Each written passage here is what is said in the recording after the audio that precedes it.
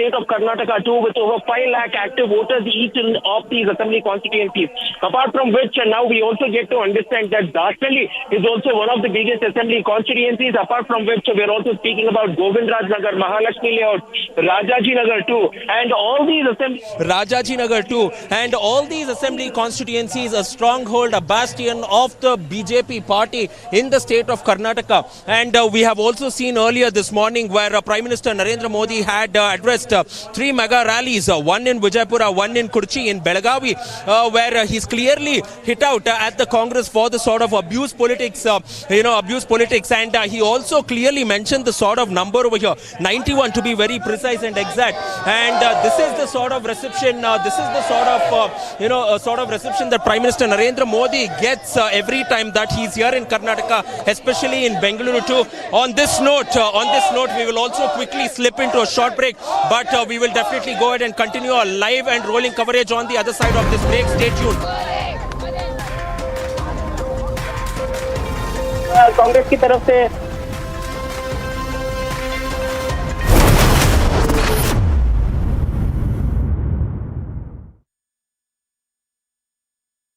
13,000 placements last year.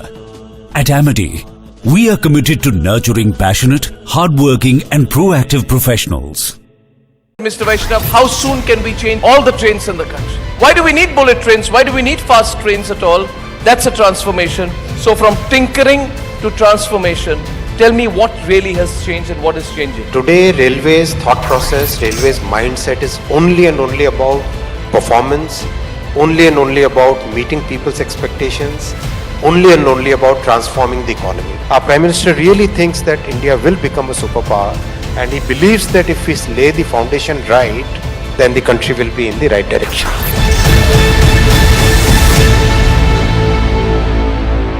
You're now a part of the Narendra Modi-led present-day government. How do you see the different styles of functioning? And do you think that the style of governance is what leads us to this track on transformation? The capability, expertise and the attention to detail, that insistence has been there with Prime Minister Modi. In 9 years, Prime Minister Modi has built 74 additional airports, heliports and waterports. We've doubled it to 148. But our ambition does not stop there. In the next 5 years, we will take that number to upwards of 200 in our country.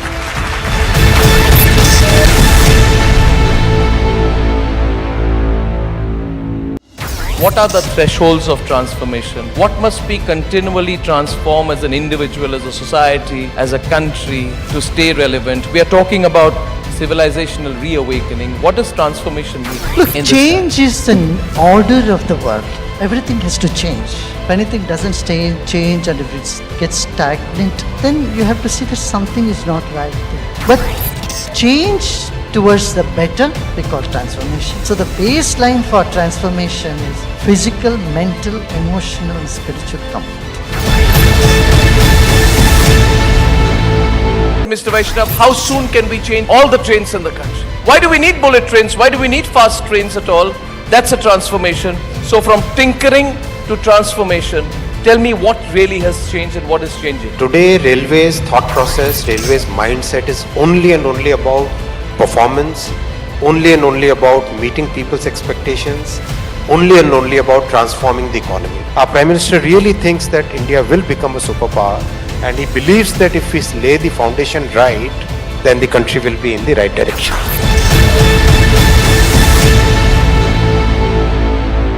You're now a part of the Narendra Modi-led present-day government. How do you see the different styles of functioning? And do you think that the style of governance is what leads us to this track on transformation? The capability, expertise and the attention to detail, that insistence has been there with Prime Minister Modi. In 9 years, Prime Minister Modi has built 74 additional airports, heliports and waterports. We've doubled it to 148. But our ambition does not stop there. In the next 5 years, we will take that number to upwards of 200 in our country.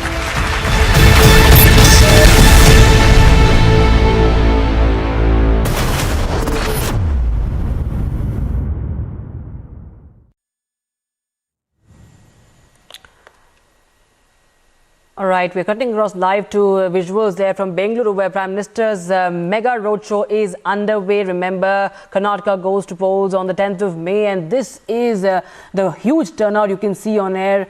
The flower shower there on the Prime Minister. Their rousing welcome, big welcome for the Prime Minister as he embarks on his two-day visit in the poll-bound state. Remember, Bengaluru, of course, is an important centre there for BJP, and this is his 9th visit since February this year as Karnataka goes to polls.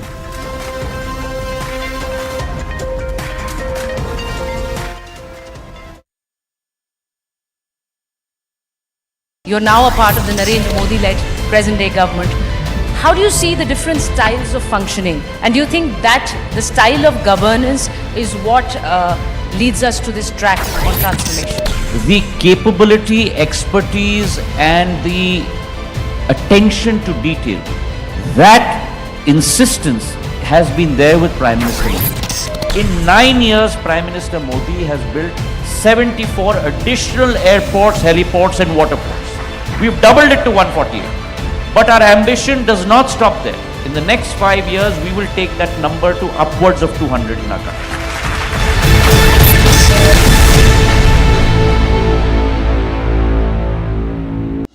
What are the thresholds of transformation? What must be continually transformed as an individual, as a society, as a country to stay relevant? We are talking about civilizational reawakening. What does transformation mean? Look, change is an order of the world. Everything has to change. If anything doesn't change and if it gets stagnant, then you have to see that something is not right there. But change towards the better, we call transformation. So the baseline for transformation is physical, mental, emotional, and spiritual comfort. Mr. Vaishnav, how soon can we change all the trains in the country? Why do we need bullet trains? Why do we need fast trains at all? That's a transformation. So from tinkering to transformation, tell me what really has changed and what is changing. Today, railways thought process, railways mindset is only and only about performance, only and only about meeting people's expectations, only and only about transforming the economy. Our Prime Minister really thinks that India will become a superpower, and he believes that if we lay the foundation right, then the country will be in the right direction.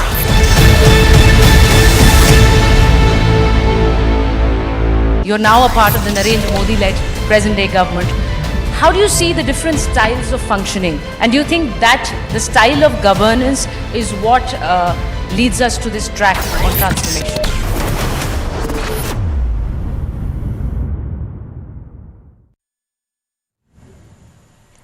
PM Modi's mega roadshow underway in Bengaluru right now. As you can see, thousands and lakhs of people have turned out there, giving a rousing welcome. Loyalists, BJP workers, all swarming through the roads as Prime Minister Modi's roadshow is underway in north of Bengaluru there.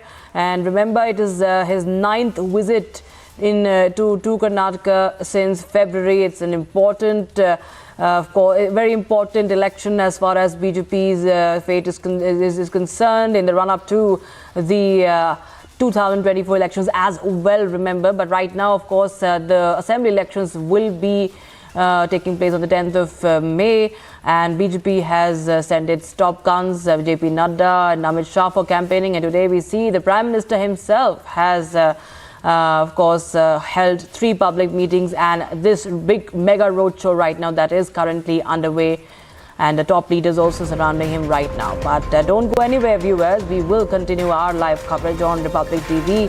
Stay tuned. Don't go anywhere.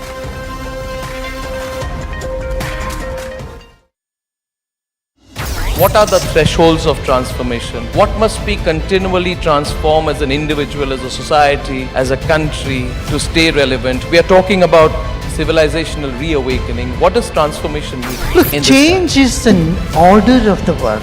Everything has to change. If anything doesn't change and if it gets stagnant, then you have to see that something is not right there. But change towards the better, we call transformation. So the baseline for transformation is physical, mental, emotional, and spiritual comfort.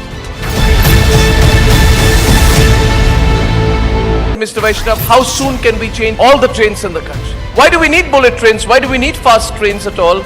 That's a transformation. So from tinkering to transformation, tell me what really has changed and what is changing. Today, railways thought process, railways mindset is only and only about performance, only and only about meeting people's expectations, only and only about transforming the economy. Our Prime Minister really thinks that India will become a superpower, and he believes that if we lay the foundation right, then the country will be in the right direction.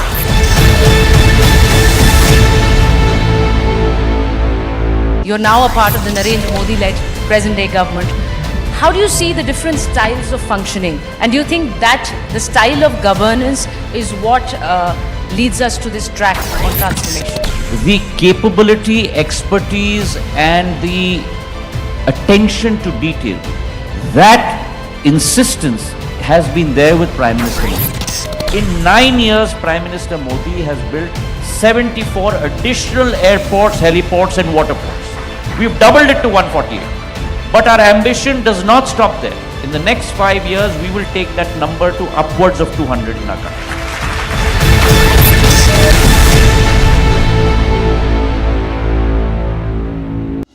What are the thresholds of transformation? What must be continually transformed as an individual, as a society, as a country to stay relevant? We are talking about civilizational reawakening. What does transformation mean? Look, change is an order of the world. Everything has to change. If anything doesn't change and if it gets stagnant, then you have to see that something is not right there. But change towards the better, we call transformation. So the baseline for transformation is physical, mental, emotional, and spiritual comfort. Mr. Vaishnav, how soon can we change all the trains in the country? Why do we need bullet trains? Why do we need fast trains at all? That's a transformation. So from tinkering to transformation, tell me what really has changed and what is changing. Today, railways thought process, railways mindset is only and only about performance, only and only about meeting people's expectations, only and only about transforming the economy. Our Prime Minister really thinks that India will become a superpower, and he believes that if we lay the foundation right, then the country will be in the right direction.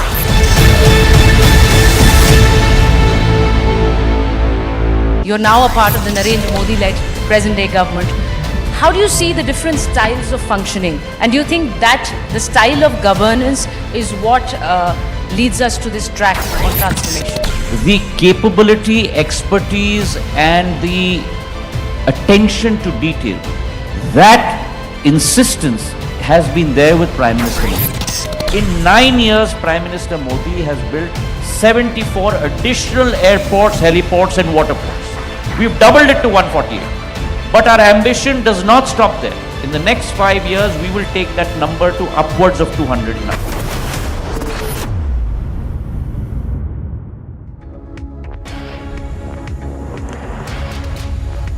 All right, live visuals coming in from Bengaluru right there. We can see Prime Minister Modi and a flower shower for the Prime Minister as he is welcomed by his supporters and loyalists, and people in huge numbers have turned out for this rally, for this mega roadshow. Remember, it was just today that the Prime Minister has started his 2-day visit to Karnataka. Earlier, remember, he held a public meeting at Hamnabad in Bidar. He acknowledged the controversy over Mallikarjun Kharge's comment, his remarks. He also targeted the Congress, saying that the party has abused him 91 times. And right now, he is in Bengaluru, North Bengaluru, where he is holding a big roadshow there. We are seeing the top leaders from Karnataka surrounding him. And my colleague Prajwal Prasad continues to be with us on the broadcast for more. Prajwal, we are seeing, you earlier pointed out that BJP had claimed that there will be at least 2 lakh people who will be turning out. This seems to be really a very huge number. If you can see the flower shower, it's a very spectacular scene we can see right now. And there are chanting going on, slogans are being raised in support of the Prime Minister. And this, remember, is PM Modi's 9th visit to Karnataka since February this year. Absolutely, Rakshita. This is Prime Minister Narendra Modi's ninth visit to Karnataka, and more of it is an all-important roadshow as well, because even before this roadshow, you were clearly pointing out that he's had a busy day, because he's addressed three rallies, three massive conventions already, and at the end of the day, the BJP is now doing a massive roadshow. So the BJP's blueprint for Mission Karnataka is very clear. So in a day that Prime Minister is going to come, so we are expecting that there will be three other visits which will be scheduled apart from the one which is already scheduled for tomorrow. So it is clearly BJP's plan to go ahead and cover around 60 to 70 assembly constituency, and mainly concentrate on those constituencies where the BJP has lost by a lesser margin of 5,000 or less votes. And this time around, even political analysts also predicted fractured mandate, and also stated that in 25 assembly constituencies in Karnataka, there might be a close fight where the matter for, where the votes for victory would be less than 1,000 to 1,500 in itself, and the BJP does not want to take any sort of chance. So there is some sort of clear blueprint there for the BJP, and therefore they are making sure that every time Prime Minister Narendra Modi is present, there will be voters from around 10 to 15 assembly constituencies. This has been the blueprint which has been done so far, and therefore today, even if you are looking at it, yes, he might have been in Humnabad, in Bidar district as well, but there too we saw people coming in from 9 to 11 assembly constituencies. After that, he had also been to Vijaypura. We saw people coming in from 8 assembly constituencies, and later he had been to Kudachi in Belagavi district as well. And Belagavi district too is quite instrumental for the BJP party in the state of Karnataka, because apart from Bengaluru, which has 28 assembly constituencies, we're also looking at Belagavi district, which has 18 assembly constituencies. So it has the second highest number of assembly constituencies as well. So therefore, the timing of the Prime Minister Narendra Modi's visit, apart from which the constituencies which are covered, so 28 plus 18 is 36 assembly constituencies, and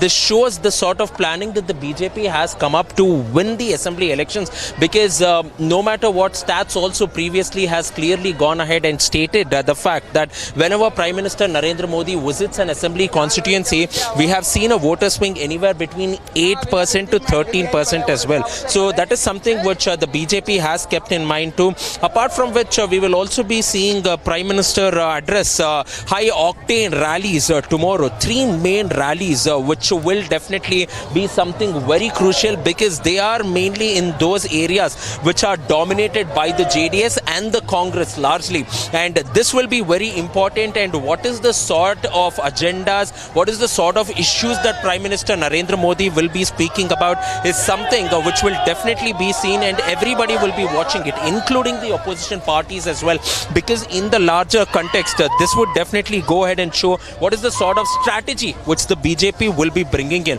Apart from which, especially about this particular roadshow that we are witnessing on our screens out here, a visual spectacle with over 1 to 1.5 lakh people who have already gathered by the side of the road waiting for Prime Minister Narendra Modi. Assembly constituencies over here: Yashwantpur, Rajarajeshwari Nagar, Dasrali, Govindraj Nagar, Mahalakshmi Layout, Rajaji Nagar Assembly Constituency, and Vijayanagar Assembly Constituency.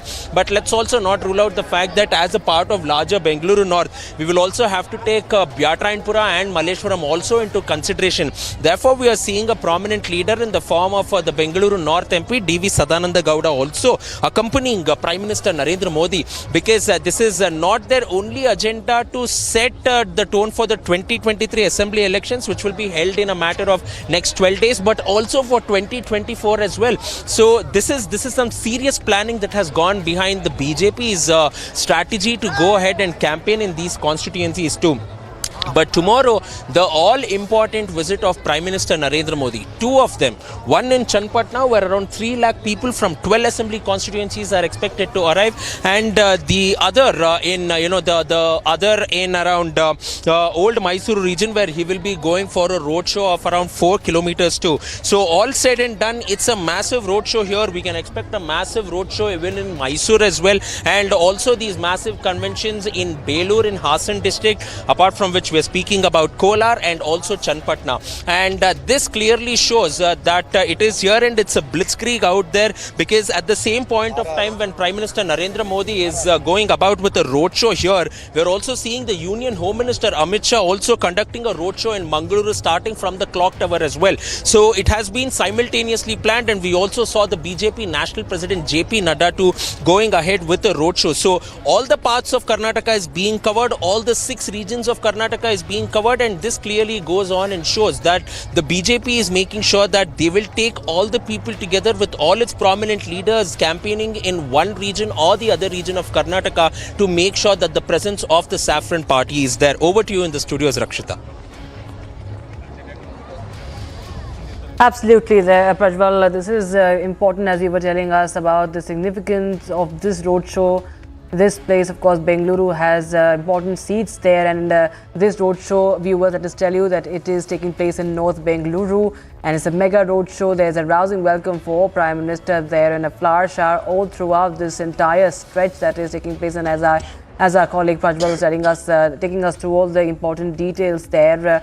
Tomorrow also we are expecting, Prajwal, that the Prime Minister will be holding a roadshow in Mysuru. It will be an important day for the Prime Minister as well here.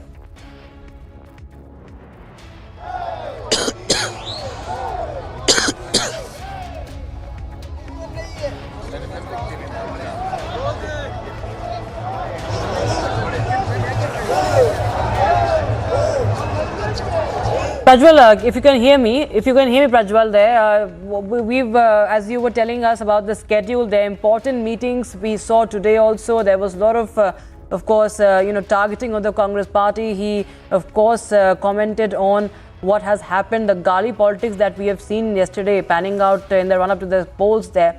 It was, of course, quite politically heated battle that we are seeing in battleground Karnataka. Tomorrow, if we talk about, tell our viewers about Prime Minister's day tomorrow. We are expecting another big roadshow in Mysuru tomorrow on Sunday. Yes, Rakshita, it will be a massive roadshow in Mysuru as well. But before he goes to Mysuru to address this particular roadshow, he will initially be going to Kolar. From Kolar, he will be moving to Belur in Hassan, and later he will be going to Channapatna. And from Channapatna, he will later be going to the old Mysuru region, and especially in Mysuru city, where he will be campaigning for over 7 to 8 candidates for the BJP party in Mysuru as well. And this is definitely quite important for the BJP party, because you cannot ignore the fact that there are 57 assembly constituencies in the old Mysuru region. Just shifting our focus now, Prime Minister Narendra Modi will be arriving any moment here, right there. So just shifting our focus a bit from tomorrow's schedule to what is happening right there on our screens now. People are waiting here, huge queues, long queues, endless queues out there, and you are looking that the Prime Minister at any point of time will be present here, and we are seeing a massive number of people, huge number of people who have already started, showering flowers as well. Now the convoy is already passing by. The first of its convoy is already passing by. It's a huge, massive number of people out there.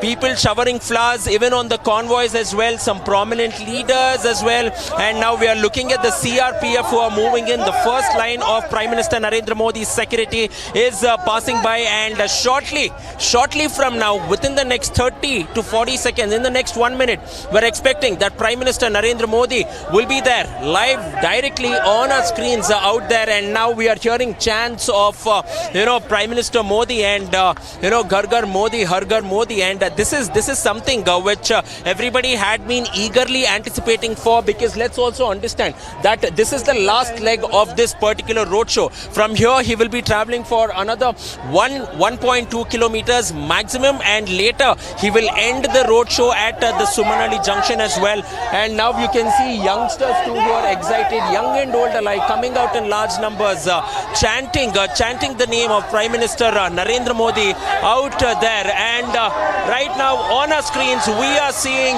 the man of the moment, Prime Minister Narendra Modi. You're seeing Prime Minister Narendra Modi out here in the streets of Bengaluru, in Sunkatkatte, right there. So this is the sort of reception that Prime Minister Narendra Modi is having here, and look at it. Look at the massive shower of flowers there for Prime Minister Narendra Modi, and him as well going ahead and, waving at the people. So, exactly what has been happening out there with people even going in the total, because if you look at it, sort of people who are even going behind.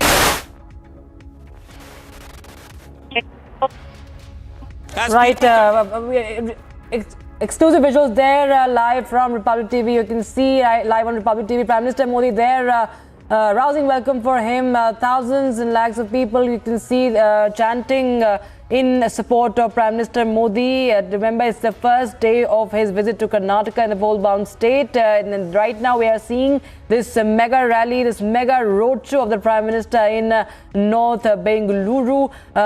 Flower shower all throughout the stretch, all throughout this roadshow we have seen. And as our reporter on ground, Prajwal, was telling us, how people, young and old supporters, everyone is there on ground there to welcome the Prime Minister in Bengaluru, and the mega roadshow is currently underway. Earlier in the day, of course, he held 3 very important public briefings, meetings, and as this, these elections come nearer, the political battle is, of course, heating up, and we are seeing how various reactions and statements are coming in. The political battle is, of course, heating up, and Prime Minister Modi also today in Karnataka. He has been visiting the state continuously since February. For the 9th time he's visiting the state, and just a few days left for the polling day.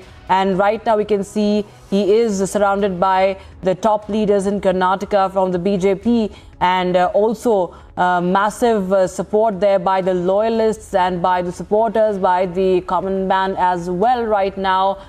Chants, of course, in support of Modi echoing in Bengaluru right now. Those are live visuals, viewers. There you can see a mega roadshow underway in North Bengaluru right now. And PM Modi's Karnataka blitzkrieg continues there. A massive turnout there in Bengaluru. Mega poll blitz ahead of the elections. Bengaluru, remember, Karnataka goes to polls on the 10th of May. Bengaluru being an important, very important center for the Prime Minister, for the BJP there. And this, of course, is important. Tomorrow also, as our correspondent on ground was telling us, there are many important meetings as far as the Prime Minister's schedules is concerned, and later on he will be holding another mega roadshow in Mysuru. But currently you can see right now on one side, of course, we do have the Prime Minister holding a mega roadshow in Bengaluru. We also have the Home Minister Amit Shah also who is also simultaneously holding a roadshow in Bengaluru. Remember, we also saw earlier in the day and yesterday also JP Nadda there, who has participated in the election campaign down south. BJP with its top guns on ground in battleground Karnataka. A massive show of strength by the BJP right now. He has covered Yeswantpur, Dasarali, as well as this roadshow is right now in its last leg. And my colleague Prajwal continues to be with us. Prajwal, tell us how is the atmosphere there on the ground? Absolutely electrifying here, Rakshita, because on one hand we are getting in these visuals of Prime Minister Narendra Modi, who is on the last leg of his roadshow where he's reaching Sumanalli. But on the other hand, the people still continue to wait. The people still continue to throng, and the best example is the huge number of people who have already surrounded us as well. And this clearly shows the sort of love and affection that the people of Karnataka, especially in Bengaluru, have for Prime Minister Narendra Modi too. Apart from which we are also seeing that this particular roadshow will reach will reach an end near Sumanalli as well. And the sort of slogans that we are getting in, you can clearly go ahead and see that they're all cheering for Narendra Modi too. So this is the sort of atmosphere that we are witnessing right here on our screens as well. And this is a testimony to the fact that Prime Minister Narendra Modi is BJP's biggest star campaigner, not only in the state of Karnataka but also across. And all these visuals are a testimony to it too. But definitely an action-packed day too as well of Prime Minister Narendra Modi's visit out here in Karnataka. Even as more number of people go on and gather here, and we will definitely go ahead and get your voices up. But before that, it is reaching the last leg. Prime Minister Narendra Modi's show is reaching the last leg. Over 0.7 kilometers is what we get to understand. understand, he will be reaching the Sumnali junction. He will be, he'll be reaching the Sumnali junction where he will be campaign, where he will be there. All the ministers will be present. All the BJP MLAs from across the 8 assembly constituencies, which also includes 3 ministers who will be present there. We are speaking about Mr. Gopalaya, who will also be present there. One of the ministers too. We are also expecting Dr. Ashwath Narayan, who will be joining them. And after which Prime Minister Narendra Modi will be heading directly towards the Raj Bhavan, where he will stay here for tonight. And later he will leave for the day and he will start off his rally from the Kolar Assembly constituency in Kolar district. Not only campaigning for one individual candidate, but several individual candidates too. After which he will be heading towards Chanpatna. People from over 9 to 11 assembly constituencies expected. Then Bengaluru in Hassan, which is a strong turf of the JDS party, where the BJP wants to make inroads. But the all-important roadshow tomorrow going to begin at 5:30 p.m. in the city of Mysuru, in the heart city, in the art city, in the heritage city, where he will be campaigning for 8 candidates of the BJP party. This is one crucial roadshow which the BJP candidates had also been awaiting in the old Mysuru region. And if the BJP, the Saffron party, is supposed to come to power in the state of Karnataka, old Mysuru region definitely holds the key. Rakshita, over to you in the studios. Right, of course, there are live visuals on your screen, viewers. A mega roadshow of the Prime Minister in North Bengaluru currently underway. Remember, 28 constituencies are spread across the city. That is Bengaluru, the capital city of Karnataka, as well as the Silicon Valley. That's very important for India in terms of information technology, flourishing IT industry there in Bengaluru, a growing startup culture as well. And Prime Minister Modi has always focused on those aspects, and his policies, of course, have been focusing on that. And right now we can see the young and old all have turned out in huge numbers, in thousands there, to welcome and shower flowers on the Prime Minister there. This is the last leg of the roadshow, as our colleague Prajwal was telling us. And Prajwal, we are seeing how it's important. You were pointing out how old Mysuru is also important, but right now currently staying with Bengaluru, we've seen how South Bengaluru was always something that was mostly in favor, or we should say that BJP always had a strong hold in South Bengaluru. How important is this place where this roadshow is taking place, North Bengaluru? You were telling us earlier, I think if I'm not wrong, there were 9 constituencies that this roadshow has already passed. Absolutely, Rakshita, because Bengaluru South has always been a very dominant bastion for the BJP party in Bengaluru city as well. But let's also not forget about Bengaluru North as well, where there are 9 assembly constituencies, and from 8 assembly constituencies, we have sitting MLAs of the BJP and one Mr. Manjunath from Dasrali assembly constituency as well from the JDS party too. And this mainly happened because of the defections. But this time around, the Congress is using this card, stating that they have been, there are turncoats who have gone ahead, shifted from their party too. So this is something which has been reported. But on this note, we'll also quickly slip into a short break. But on the other side, it is the last climax of Prime Minister Narendra Modi's live roadshow from here in the streets of Bengaluru.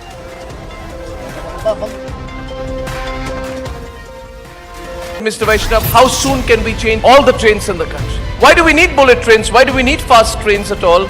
That's a transformation. So from tinkering to transformation, tell me what really has changed and what is changing. Today, railways thought process, railways mindset is only and only about performance, only and only about meeting people's expectations, only and only about transforming the economy. Our Prime Minister really thinks that India will become a superpower, and he believes that if we lay the foundation right, then the country will be in the right direction.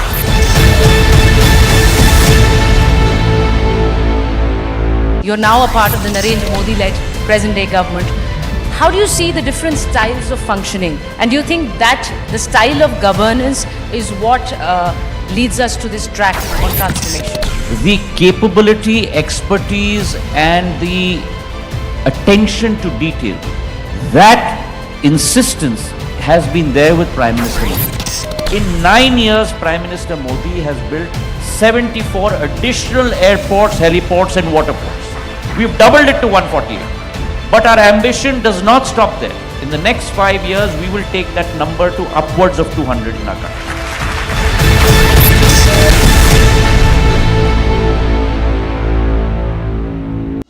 What are the thresholds of transformation? What must be continually transformed as an individual, as a society, as a country to stay relevant? We are talking about civilizational reawakening. What does transformation mean? Look, change is an order of the world. Everything has to change. If anything doesn't change and if it gets stagnant, then you have to see that something is not right there. But change towards the better, we call transformation. So the baseline for transformation is physical, mental, emotional and spiritual comfort. Mr. Vaishnav, how soon can we change all the trains in the country? Why do we need bullet trains? Why do we need fast trains at all? That's a transformation. So from tinkering to transformation, tell me what really has changed and what is changing. Today, railways thought process, railways mindset is only and only about Massive roadshow there in Bengaluru, currently in North Bengaluru right now. Mega poll blitz for the Prime Minister as the state of Karnataka goes to polls on the 10th of May, and 28 constituencies on target there. Remember, the BJP, of course, it was a close contest in 13 seats in 2018, the last assembly election in Karnataka, but BJP did, of course, have an edge there, winning 17 out of the 28 seats in Bengaluru. And right now, yet again, the Prime Minister is here, the top campaigner for the BJP for every election. Prime Minister Modi getting a rousing welcome, big reception from the people of Karnataka, from the people of Bengaluru, from the people of the Silicon Valley. Right now, he has been surrounded by the top leaders in Karnataka BJP and his supporters, his loyalists there, waving the BJP flag and showering flowers on him. We continue our coverage and we, of course, bring you lots more on the other side. Stay tuned to Republic TV.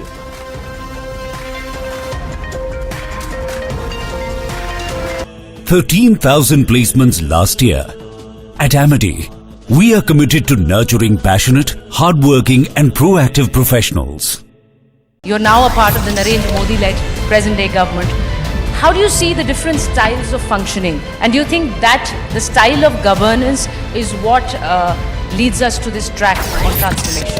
The capability, expertise and the attention to detail, that insistence has been there with Prime Minister Modi. In 9 years, Prime Minister Modi has built 74 additional airports, heliports and waterports. We've doubled it to 148.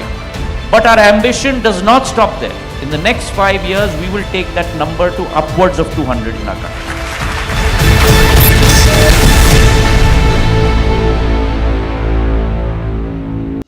What are the thresholds of transformation? What must be continually transformed as an individual, as a society, as a country to stay relevant? We are talking about civilizational reawakening. What does transformation mean? Look, change is an order of the world.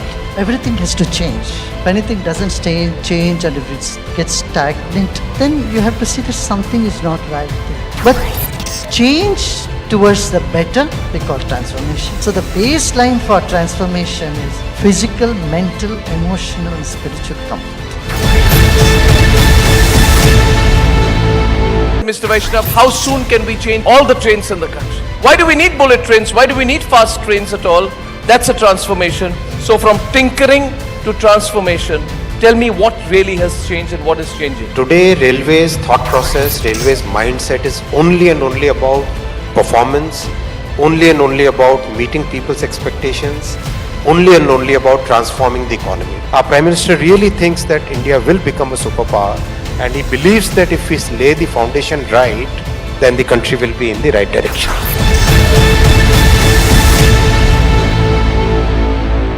You're now a part of the Narendra Modi-led present-day government.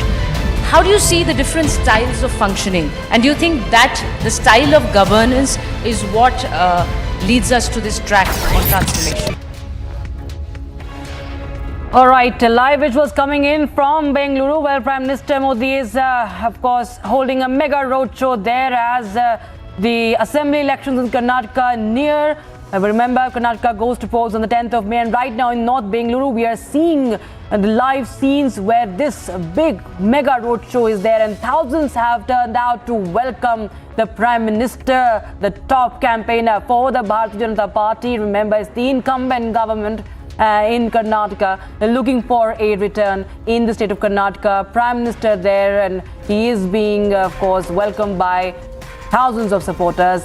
We will continue our coverage on the other side. Lots more on the other side of this break. Stay tuned to Republic TV.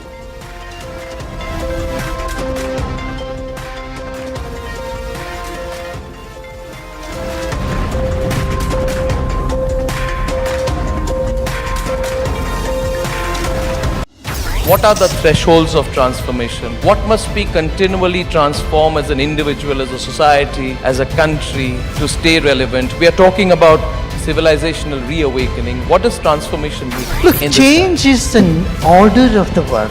Everything has to change. If anything doesn't change and if it gets stagnant, then you have to see that something is not right there. But change towards the better, we call transformation. So the baseline for transformation is physical, mental, emotional, and spiritual comfort. Mr. Vaishnav, how soon can we change all the trains in the country? Why do we need bullet trains? Why do we need fast trains at all? That's a transformation. So from tinkering to transformation, tell me what really has changed and what is changing. Today, railways thought process, railways mindset is only and only about performance, only and only about meeting people's expectations, only and only about transforming the economy. Our Prime Minister really thinks that India will become a superpower, and he believes that if we lay the foundation right, then the country will be in the right direction.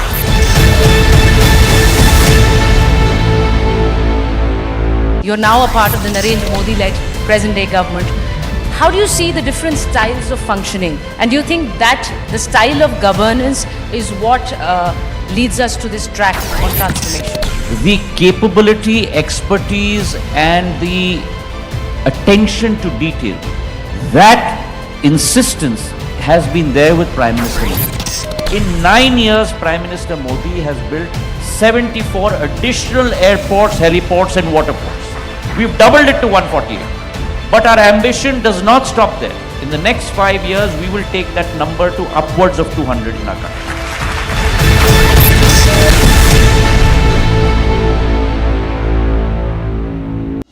What are the thresholds of transformation? What must be continually transformed as an individual, as a society, as a country to stay relevant? We are talking about civilizational reawakening. What does transformation mean? Look, change is an order of the world. Everything has to change. If anything doesn't change and if it gets stagnant, then you have to see this.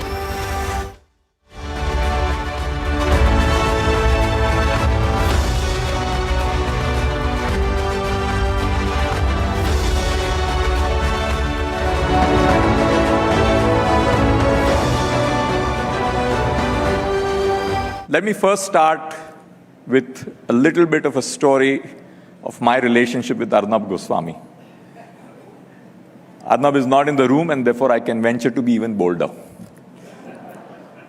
I have known Arnab well before his starting the venture on Republic TV, and even before his earlier roles, and always thought about him as a bright Mumbai boy who is really going to go places. And therefore built a personal relationship with him over the last more than 25 years. And what is the most interesting for me is not Arnab Goswami, the newsman. It is Arnab, the entrepreneur.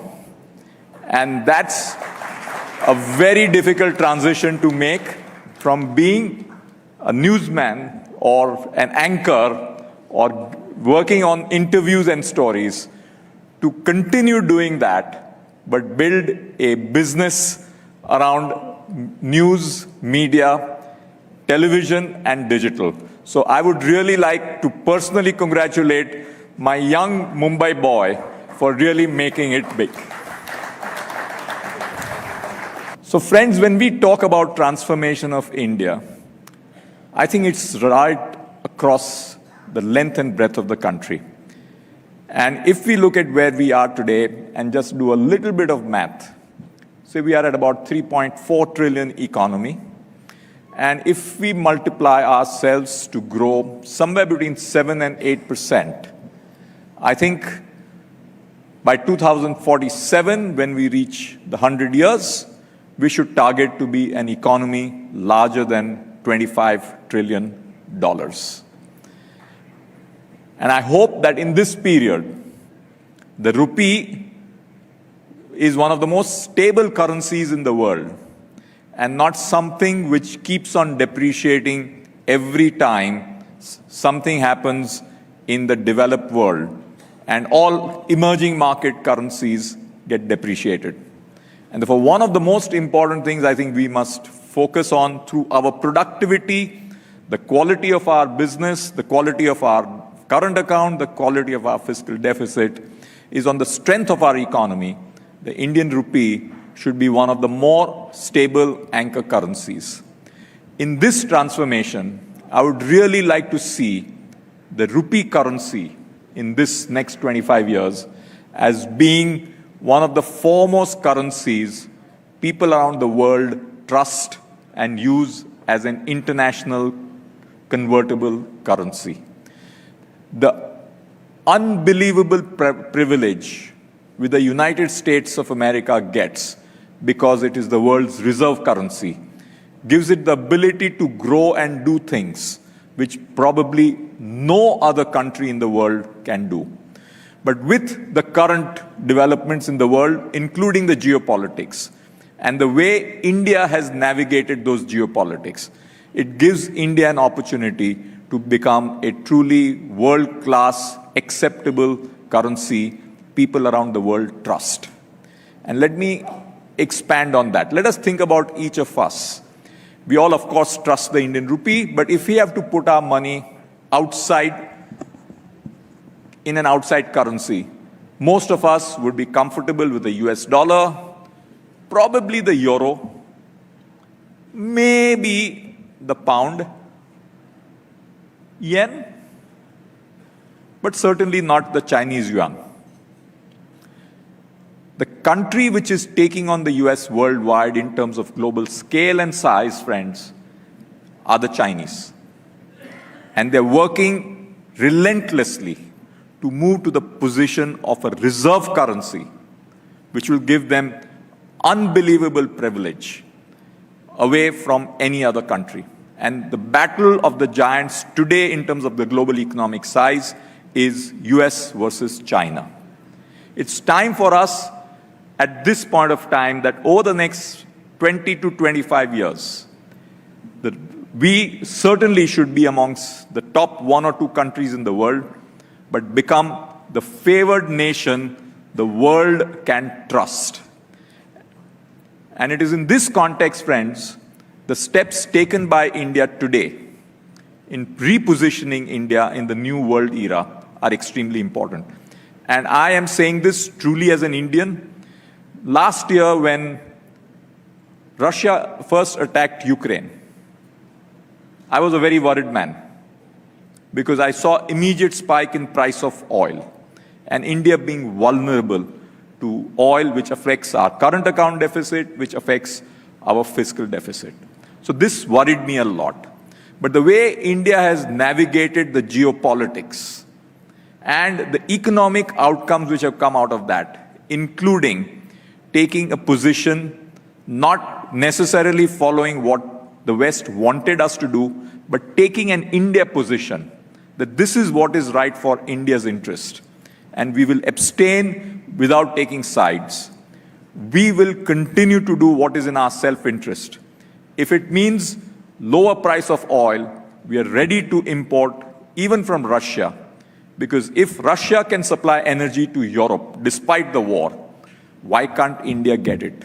And that position of confidence which India demonstrated, rather than succumbing to the Western pressures, was the first turning point of economics and geopolitics working seamlessly in India's favor. And today, India is at a much better position. We have substituted a lot of our energy requirements to get the lowest cost of energy for India, and at the same time, maintain the relationship and the equilibrium in the changing world. And of course, India is in this unique position. It has a great relationship with the US, with Europe, with Russia, and amazingly the Middle East. India and the UAE, India and Saudi Arabia, we have become much closer partners. And therefore, the work which we have done in using our and leveraging our geopolitical position to India's economic advantage is probably one of the less stated aspects of the future of India, where geopolitically, India becomes significantly more important player relative to our current size of the economy. Therefore, our brand India, in terms of geopolitical position, is significantly ahead of where our economic heft needs to be. And it is here that we need to use this position of a very large, probably larger than life compared to size of the Indian economy versus China. Leverage this to our advantage and disproportionately grow our economy. And in that context, I would say the first major step is we must work towards doing everything in our process, in our regulatory framework, in our financial system to have that confidence that the world says, in rupee we trust. If you read any US dollar bill, there is a line which says, in God we trust. I would like, and I have a very genuine belief that God was Indian. And therefore I say, in rupee we trust.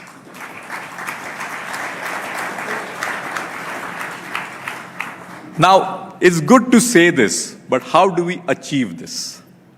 You know, we all love to believe and dream, but dreams need to follow some serious execution. And if India wants to move from a 3.3, 3.4 trillion economy to a 25 trillion economy by 2047, which is a growth rate of 7 to 8%, what are our challenges? In the past, whenever we have tried to grow faster than 7%, we've normally landed up with some accident. Whether it was 1992, some of you may be aware, the famous security scandal. Then 2000 was another scandal in the securities market. Then you had the 2007-8 financial crisis. Then you had the huge issue of NPLs, which followed post-2008 and which put back the Indian financial system for nearly 10 years with a number of companies getting into trouble. A lot of the corporate India, a lot of the financial sector companies, and all that really manifested in the 10 years between 2008 all the way up to 2018-19. And we are fortunately now at a stage where we have cleared up a lot of the mess which has happened over these many years. But we are now at a stage where we have to be able to do two things at the same time. One, put up a financial system which can scale while maintaining stability. We should be able to grow faster without blowing up. And for that, you need significant capacity building in our system. I do believe the Indian economy is poised for faster growth, but I do believe the Indian financial system has to catch up on capacity to get to scale. And at times, if we are burnt by a particular accident, we have to be careful that just because there is a road accident, you do not stop cars from driving on the road. Because if you don't drive on the road, you don't make progress. But you can easily say, my system is safe by having no cars drive on the road. Therefore, we need to make sure the cars continue to drive, whether it's a Maruti or a truck. We have got to be having the ability of providing roadways for all, having reasonable rules which balance risk management with governance, with aspiration for India's future. And here I would strongly, on the platform of the Republic TV, say that India needs significant capacity building in India's financial sector. Or else we run the risk of the economy growing faster or trying to grow faster with the risk of overheating and frictions, and the financial sector lagging behind. Therefore, the transformation for the Indian economy in many ways rests on the ability and the power of India's financial sector to grow while managing risks. It is not either or, it is and. We have to grow and manage risks in the financial sector. And why is financial sector different, friends? At times people ask this question, why can't we just grow? Why can't we relax everything? We have to keep in mind the most leveraged of all sectors is the financial sector. A bank is safe, but the bank has the highest debt equity ratio in terms of ratio of capital to deposits. Therefore, we need to manage risk for people's monies, for keeping people's money safe but growing. And to manage both requires a vision and a nuance. And I believe that just as we have a phenomenal vision for a transformation of the Indian economy, we must set in place a strong capacity building for India's financial sector. And this is where the transformative agenda for the financial sector has to be led by a combination, which is a partnership of the government, of the regulators, and the key players who can build India's financial sector guardrails for a 25 to 30 trillion economy at India's 100 years. And I would love to see by 2047, India not in the top 3, but certainly 1 or 2. And for that, the road ahead is long and requires hard work and a lot more entrepreneurs who are given the roadway to grow, aspire like Arnab Goswami. And Indian entrepreneurs must be given the wings with the right ability and combination of professional management. I believe a lot of entrepreneurs have dreams, many of them get into business, but the challenge is how do you manage creativity with strong process and professionalism? And if you can get both together, you create a winning combination. Creativity and entrepreneurship combined with process and professionalism. That's what makes a true success. And in that context, friends, there are a number of things I have in my mind which India has to do in its capacity building. Whether it's a simple thing, I think we did a brilliant job by introducing the insolvency and the bankruptcy code. But as was told earlier by Jyotiraditya, the devil is in the detail. In practice, the success ratios of IBC have dramatically dropped in recent years. A creditor in a conglomerate situation is getting less than 10% of the loan. And overall amount of money collected for creditors through the IBC process is now less than 30%. It is not something which we should accept. And the process, the legal process, the judicial process is also mired with a lot of challenges. So we have a good intent, we have got a law in place, the issue is back to execution. Similarly, I think it's crucial for the Indian regulatory system to have a much deeper collaboration to an overall regulation and development framework. Therefore, there should be a much greater coordination across the regulatory system. And you don't want different approaches to regulation from the point of view of what's right for the financial sector, but more thought through unified process between the different regulators, whether it is the RBI, the SEBI, the IRDA, the IFSCA, the MCA, a need for a coordinated approach to regulation for building our future. We also need, and I think the finance minister spoke in her budget speech, if you go through paragraphs 99 and 100 of the speech, she has actually highlighted that it is time for review of financial regulation in India. A time for a detailed review of what is our current regulation. How do we revisit that to build an India which can get to a 30 trillion economy by 2047. The current regulatory framework will be challenging for us to be getting there. And I do also believe that as the presidency of G20, one of the things which India must lead is how can we get to significant improvement in capacity building in the financial sector as leaders of G20. This is an issue certainly in India, but in many other countries. And with that, I'm looking forward to a chat with my friend, and I hope he's not too harsh on me. Okay. And really, thank you very much, and I'm delighted and honored to be here. Thank you.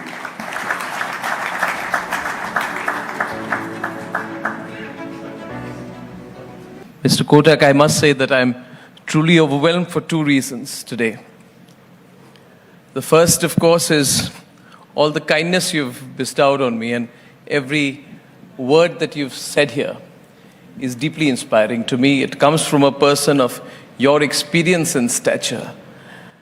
The second reason is because I have got a lot of phone calls and messages when people saw you in the audience in the front row as Mr. Scindia was speaking, and all of them asked me, how did you manage to get Mr. Uday Kotak to your event?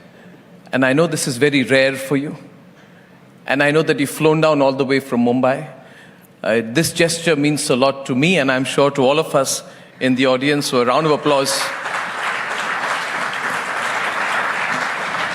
Sir, you are a legend, I know that. And I must say that I may just share a small bit about our personal association. You've been kind to invite me to your events once, and I was really embarrassed to be speaking in your presence. On one occasion, as I was starting Republic, friends, I went to Mr. Kotak's office, and I had no agenda. I came to meet him, and he was kind enough to see me in his office in BKC. And as we sat down, he asked me a few questions on the business fundamentals of what I was trying to build. And eventually he asked his key managers to be away. It was him and me, and I think one more person. We spent about half an hour and 45 minutes, Mr. Kotak, I don't know if you remember, where he lived through every aspect of the, at that time, financially tiny business that Republic was building. And he sat down with me and he asked me, what are your projections? What are your estimates? What can go wrong? What can go right? What is your leverage? What is your debt? What is your plan? But most importantly, he spent 15 minutes quizzing me about my vision. And at the end of it, you told me, just go for it or not. That was 2016, sir, you don't remember. But that meant so much to me because we were trying to fly solo and you told me, go for it. And I can tell you, when I called him a month and a half back and I said, Mr. Kotak, you must come. May I share this? He again asked me on the phone, tell me how you're doing. And I gave him a few fundamentals. And then he said, I'm coming. So Mr. Kotak, your coming here is a testament to your continuing faith in Republic and on us. So a long answer, but personally very grateful to you, sir. Very, very, very, very grateful. Now, not losing any more time, sir, I have a few questions for you, and I found it fascinating. And we have some people here who are really into geostrategy and economics. Tomorrow, Mr. Gurumurthy is coming. Another visionary, Mr. Sridhar Vembu, chairman of Zoho Corporation, is here. Sir, I found it incredible that you as a banker spoke about geostrategy, geopolitics. You spoke about how we acted in our self-interest regarding the price of oil and how we were ensuring that our energy supplies from Russia continued. But these are tough decisions, Mr. Kotak. And you're a banker. You look at risk factors. The first thing which comes to my mind is, great, this government did it. But where is the guaranteed continuity in a democracy where a tumultuous process of an election happens every 5 years and the politics is so volatile? Does that risk factor worry you? Because you also said that if you want to be the most favored nation the world can trust, you're going to have to take these decisions, learn the nuance, play the game at the high table. Do we have that continuity in a democracy like India, or is that our weakness compared to China? You know, I think I have great faith in the people of India that we'll finally select a government and a leader which prioritizes India's self-interest over everything else. And therefore, it's a confidence in the people of India. And India's self-interest over everything else. Long ago, my grandfather gave me a lesson, which was the difference between selfishness and enlightened self-interest. And I hold this as a critical part for India's future. We must have the courage of conviction to take decisions which are in our enlightened self-interest. And we should not be scared by any power on earth to do that. We have to manage the diplomacy because we are living in a connected world. But we should not compromise what's right for India just because it is geopolitically inconvenient and politically difficult to execute. That is the true strength of leadership. And I actually feel that the strength and the maturity of the Indian democracy is if we continue to keep the clear goal that India's self-interest, political and economic, overrides everything else. And for whatever reason, I think we also have to ask the tough question, what is our long-term plan to deal with our eastern neighbor? We, even today, and again I'm being pretty frank, Arnab, we import a lot more from China than we export. We have a $60 billion deficit. I mean, and therefore China sees India as a great market and has currently been far more competitive in selling to India on competition and good price than what India is currently. Therefore my view is, and I genuinely believe this, we have to thrash competition by growing on our strength and not by trying to stop a competitor in ways which are not consistent with good practice. Therefore, give me a day for the true conviction of India and for the true arrival of India when India becomes a current account surplus country, where India is competitive enough to export more than it imports. In our entire history, if you look at it over the last 40 or 50 years, every year we import more than we export. I want this transformation where we earn more money or more dollars than we pay. And if we reach that, then we have the ability to call the world, thank you very much, we don't need you, you need us more because you are buying more from us than selling to us. That's the power which we need to get to. And today China has that. It's a huge current account surplus. Therefore, our strength has to be political, has to be geopolitical. But the ultimate test of a strength of a country has to be economic power, which is unparalleled. And it is here we must work because the two biggest economic powers today by far are US and China. And that is our goal, and that should be our gold standard. Absolutely, but China has built on it over decades, built on it over 20 years, and we are right getting there. Now, recent episodes, we have a lot of doomsday sayers in our country, and I just love your positive energy. You know, you've seen so much, but there's a lot of doomsday prophets in our country. I am, in the recent episode about one major corporate led people to put out op-eds and articles about how the Indian economy is collapsing. We don't have an institutional mechanism. We don't have regulatory control, and how the systems are not resilient enough. It was almost as if by force they wanted to agitate the system so much that they wanted a market crash. They wanted the market crash to continue. They wanted the capital markets affected. They wanted India's image to be affected. Whereas I always thought otherwise, and I don't know how to balance this, Mr. Kotak, but am I right in believing that we are overdoing the negativity because hasn't institutional foresight actually safeguarded India from recession? Hasn't the RBI Governor Shaktikant Das, hasn't he done a fantastic job? Hasn't he been ahead of the curve compared to the US Fed? And when the SVB, sorry for a long question, sir, it's a bad old habit, but when the SVB and Credit Suisse collapse, you don't say those countries are collapsing. But one episode happens which doesn't even affect the company in the long term that we are talking about, and we say India is finished. So how do we balance it, or we just have to live with this? And how do you view it from a macroeconomic perspective?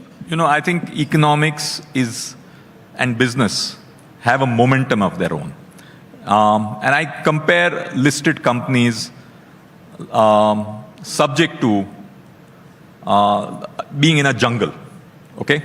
In a jungle, there are many animals. There are different animals who have different styles. And I'm using the capital market phrase, there are the hedge funds, there are the long-only investors, there are the retail investors, there are fundamental investors, there are technical investors, there are day traders. There's every sort of animal in a jungle. And think about the markets like the jungle. And some animal will make some noise, some animal will make some sound, some will be good, some will be shrill. Take it in our stride. And as long as we are clear that we are doing the right things and consistent with fair and free markets, we will be fine. And these kind of accidents will always happen. I was told a wonderful, Arnab, I went for a holiday to South Africa in one of the reserves. Right. And just as we were entering the jungle, there was a wonderful quote. It said, in the jungle, there are no winners or losers. There are only consequences. And what does this mean? That if there is a lion in a chase for, say, a deer, and is not able to capture the deer, we think the lion has lost. The lion has not lost. The lion will remain hungry. That's the consequence. And if he catches his prey, the lion has not won. He will be fed. So the law of the jungle is consequences. It is not about winners and losers. And therefore, when you think about markets, when you think about economics, when you think about big businesses, think about consequences, not who has won and who has lost. And we should approach our way into business in the marketplace as keep the markets free and fair, have regulation which manages the traffic, does not stop the cars from traveling on the road, but let the marketplace and fair regulation decide it. And this is where I have said that need for policy, regulation, and market players to work in a collaborative manner rather than in a manner which is adversarial. Has the banking system become too risk-averse? I think the banking system has a challenge of capacity. And Capacities. one of the things which we need to do is we have to get to scale. We need to be able to do things which will enable Indian business to get to scale. And let me give a very simple example. If a large corporate wants to acquire another company, the only people the corporate can go to for financing the acquisition is a foreign bank. If the same company or any acquirer goes to an Indian bank, the current regulation is the bank can lend against shares to an individual, not more than 20 lakhs. Now, if you're doing an acquisition of 10, 20, 30,000 crores, why should a foreign bank fund this acquisition? Why should it not be that Indian banking system has the confidence and the capability and the risk underwriting capacity to underwrite such risk and syndicate it out rather than saying, I cannot do it. So and this rule actually came, when this rule came? 1992 after the security scam. And it has remained like that forever. So we need to also make sure that all our regulation is consistent with our aspiration. Do you work with the government towards this? I would work with all policymakers in what I believe is right for India, and always open to go out there and say, if we want to build India of the future, we cannot say we will not take the risk. We will have to manage the risk, but grow for our aspiration. Behind your kindly demeanor is a very tough negotiator. I've heard these legends about you when you're on the other side. Nobody wants to be on the other side of Uday Kotak. If I were to take that word of negotiation and ask you differently, how does India negotiate from a position of power when we haven't built the scale yet? And yet we are doing it. You see this UK-India financial partnership, which has been discussed for a long time. We are negotiating from a position of power. Now, along with that, we've just become the most populous nation in the world. Do we use our demographic dividend to negotiate harder? So a broad question, two questions really rolled into one. How do we leverage our demographic dividend? Second question, how do we use it, or are the other things we use to negotiate as a country from a position of power to build a better country for the next generation? You know, I read a wonderful news article or a snippet today, Arnab, on this, on UK and India negotiation. The UK public, or some members of the UK public, are actually alleging to their Prime Minister Rishi Sunak that you're weak-kneed and selling out to India. Can you imagine the country which ran India for a few hundred years, wow, where we always felt we were sold out to them, is actually thinking the other way? Super. We love that. But the question is, how do we negotiate a deal when he is going to have political heat on the other side? Where he is perceived to be the weaker negotiator than us. One of the important aspects in negotiation is to be able to do a deal not based on perception of who's stronger or who's weaker, on what is our interest.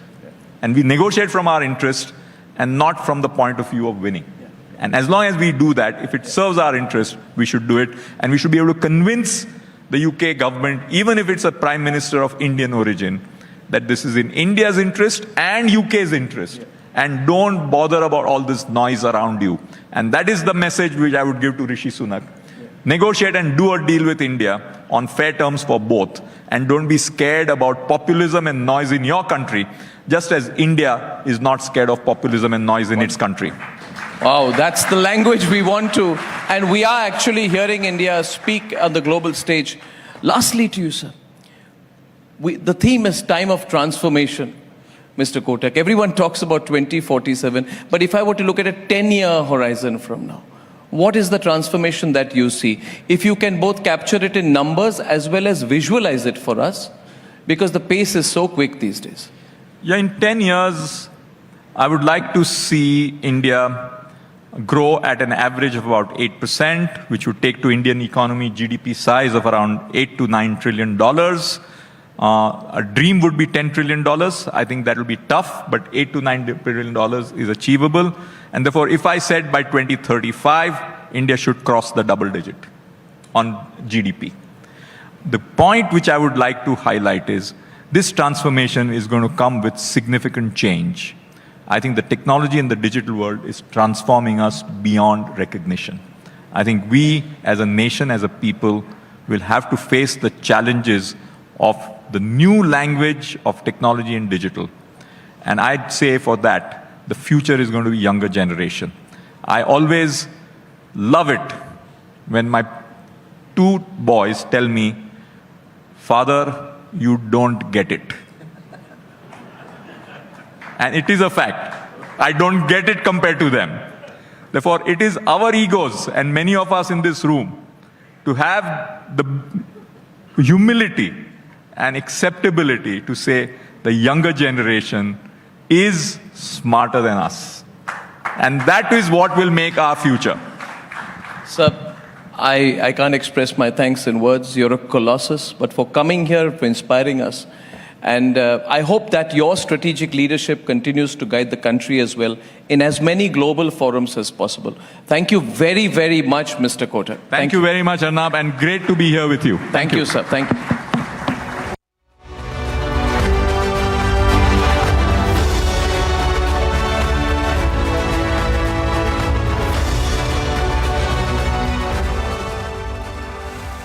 Happy birthday.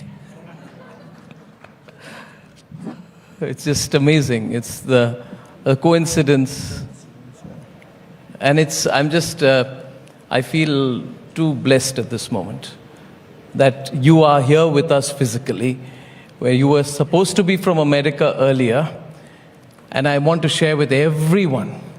And as of this minute, Gurudev, millions watching across our networks and streaming across, your devotees and so many others, that you have taken the effort to be with us for the Republic Summit.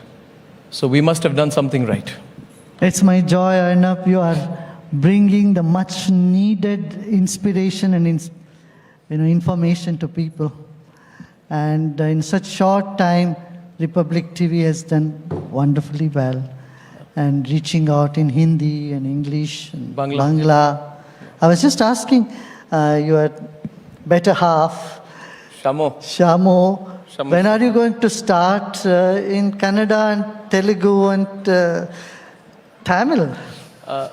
What do they say? Swalpa, in Kannada they say? Swalpa time. Swalpa time. Swalpa time. Gurudev, Swalpa time. We have a lot of we have a lot of energy. We don't always have the money. Yeah. But one small thing when we were building Republic one day, my dearest friends, like a brother, Ajay Bagga and Rajita, who are very close to Gurudev, and we all feel close to you that way. They called me and they said, Arnab, you have started building your, has your construction started in Bombay? I said, construction is started. I said, why? He said, Gurudev is coming to the building and then he wants to come to the construction site. And look at the generosity and spirit of Gurudev. He brought a whole lot of sweets. And in our construction site, 9:30 at night, he went to each one of the workers with the sweets out there, and he blessed our studio as it was being built. So when we have you with us and the divine force with us, Gurudev, I think we've done something right. Thank you. Happy birthday to you. Thank you. Now, Gurudev, you're thinking, when will he stop? I will stop at some point, but I'm overawed in your presence. Anyway, I have a bad habit of talking too much, Gurudev. That's needed, Gurudev, tell me, the theme is transformation. We're talking about the time to transform. We're talking about the need to transform. And I want to ask broadly, what must transform for us? What are the thresholds of transformation? What must be continually transformed as an individual, as a society, as a country, to stay relevant? We are talking about civilizational reawakening. What does transformation mean? Look, change is an order of the world. Everything has to change. If anything doesn't change and if it gets stagnant, then you have to see that something is not right there. But change towards the better, we call transformation. That which can change towards more evolutionary, that which brings goodness to people and make people happy, and that's the transformation, that's the change we are looking for, right? We don't want such a change that would bring more pain, inflict more suffering on humanity. So the baseline for transformation is physical, mental, emotional, and spiritual comfort. Gurudev, we are seen as a bright spot economically in the world nowadays. How do we become a guiding light? As we've had a lot of challenges: COVID, Ukraine war. We've had a global economic meltdown. What do we need to do as a country to become a guiding light spiritually? Exactly. This is what we need to look into. What is that can make our society happier? Post-COVID, we see the suicide rates have skyrocketed. Every 40 seconds, one person is committing suicide on the planet today. This is not the civilization we are looking for, where domestic violences have increased, stress and tensions are going up, and then young people are dying out of heart attacks. And what is the point of we having a lot of wealth without having mental well-being, wellness of, this is where I think the world needs attention, to pay attention today. See, in America alone, just in the last 4 months, fourth month is not yet over, there has been so many hundreds of mass shootings. Yes. And this is not the type of transformation we want in our society here. We don't want children to be taught you can be he or she. You know, you must have heard about what's happening in America. Yes. So we want progress, but at the same time we want a progress which is sustainable, which is well rooted in our culture. For this, we need the think tank of this country to be proactive. Yes. And not enough to have think tank in their little drawing rooms or in their offices, but it has to infiltrate into every section of our society. On this only we started the Har Ghar Dhyan. You know, when our big institutions like IITs and IIMs have suicides. Last week, another boy committed suicide in Chennai IIT. Yes. So these boys or these young people are so brilliant, but there is something they are yearning for, they lack. And that is where I think we have to place our attention. Yes. Gurudev, we spoke during the Ukraine crisis, and over 6,000 people, including 1,200 students, were rescued during the war in Ukraine by you and the Art of Living. And I think that is something we must all applaud. It's incredible. Just incredible. And I saw a side of you which touched me so much. You were really concerned. And you were really active at that time. You were working the phones. Like a control room, he was working the phones. Have the people reached? Have the buses reached? Where are the students? Have they eaten anything? Have they got, there was, and I remember that moment, there was a FaceTime, I think we tried to connect you and the students and Republic. Could you tell us a little bit about that mammoth operation? And personally, when you were overseeing it, what was playing on your mind? Well, I must thank the volunteers and teachers who are working in Ukraine day and night. And I had a call with them when the war broke out, a Zoom call, and I asked the volunteers, our teachers, are you safe? If you want to be in a safer place, why don't you come to our German center or Polish ashram? You will all be housed and we'll take care of you there. You know what they said? No. We have to be here to serve people here, work here. Gurudev said, we are all ready.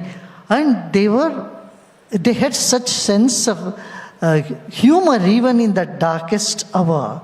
This is something that is really appalling. I was surprised to see they are working with such dedication, and they could see, there is a bomb happening there just outside our buildings. But that zeal and enthusiasm with which they help people, especially the Indians and other nationals.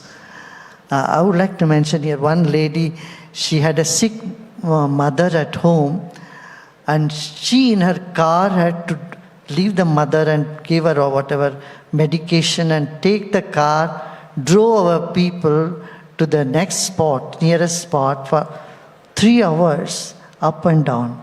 Another woman, she had a baby, a 2-year-old child, and she put the child also in the car with one of the volunteers, and she was driving up and down and ferrying people from one to another. And the way people in the Polish border opened their homes, volunteers there, and they welcomed them, then the food and clothes, whether in Poland or Hungary, in Budapest also we had operations. So all along the border, our volunteers got an opportunity to serve and uplift the spirit of people. They say that when you are hungry, When you are hungry, you can't think of philosophy. Equally, I'd like to play devil's advocate with you on this. When you're in conflict, when you're fighting each other, when you're killing each other, when there is bloodshed, how can you think of spirituality? And that is what I have been intrigued spirituality is not just thinking. No, in the context that, sorry, Gurudev. No, spirituality is in your DNA. It's part of you. Compassion is very much a part of your life. Only when there is suffering, compassion will come up. Sense of service, sense of belongingness, all these are what I would call a spirituality. It's not just sitting and thinking about somebody. It is, this spandan, the vibrations that you feel and you emit to others.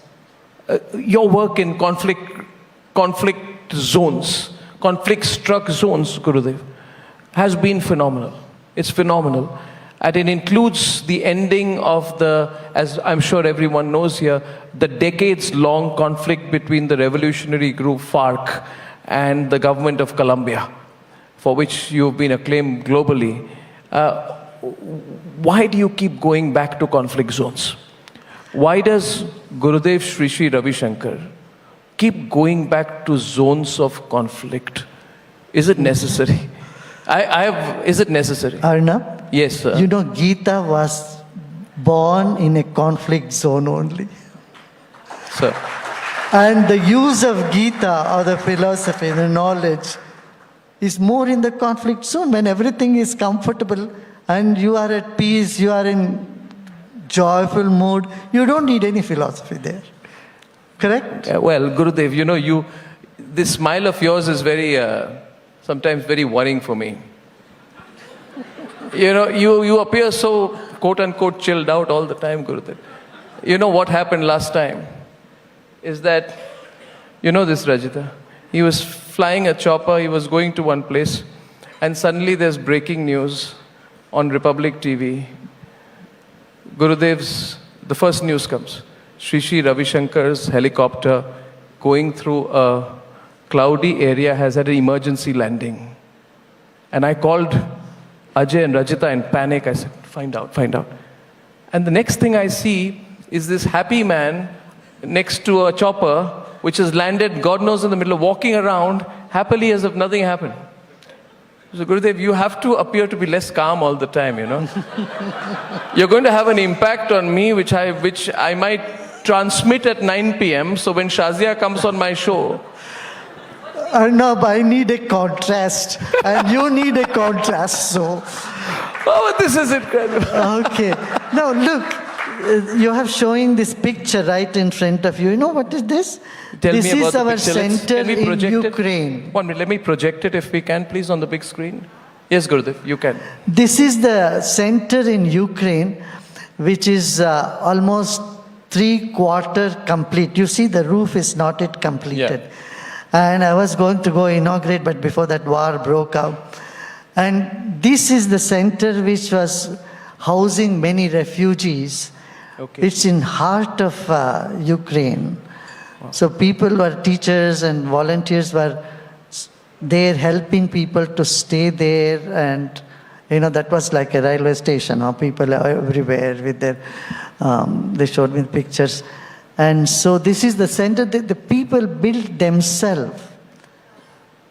Wow. In Ukraine, where the picture is there. It's built in the period of conflict.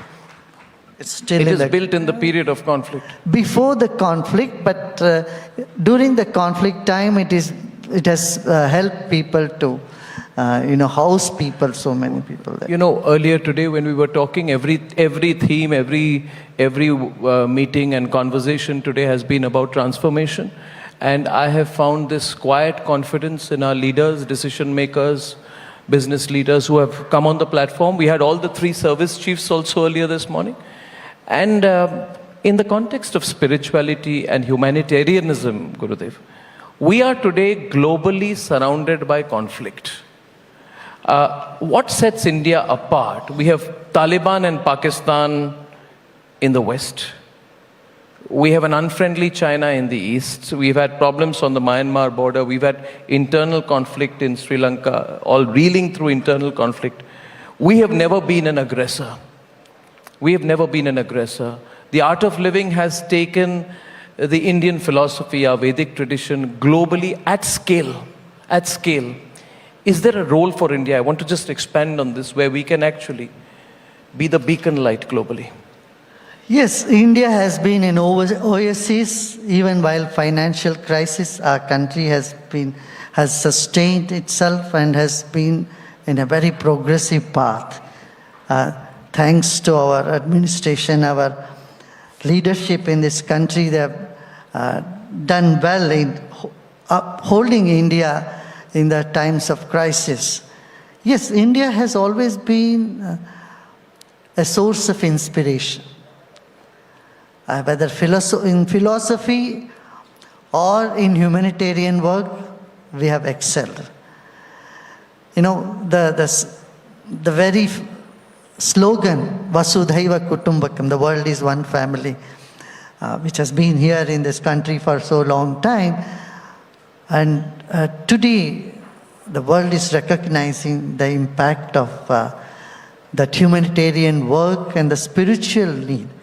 See, I know when we started yoga and meditation 42 years back,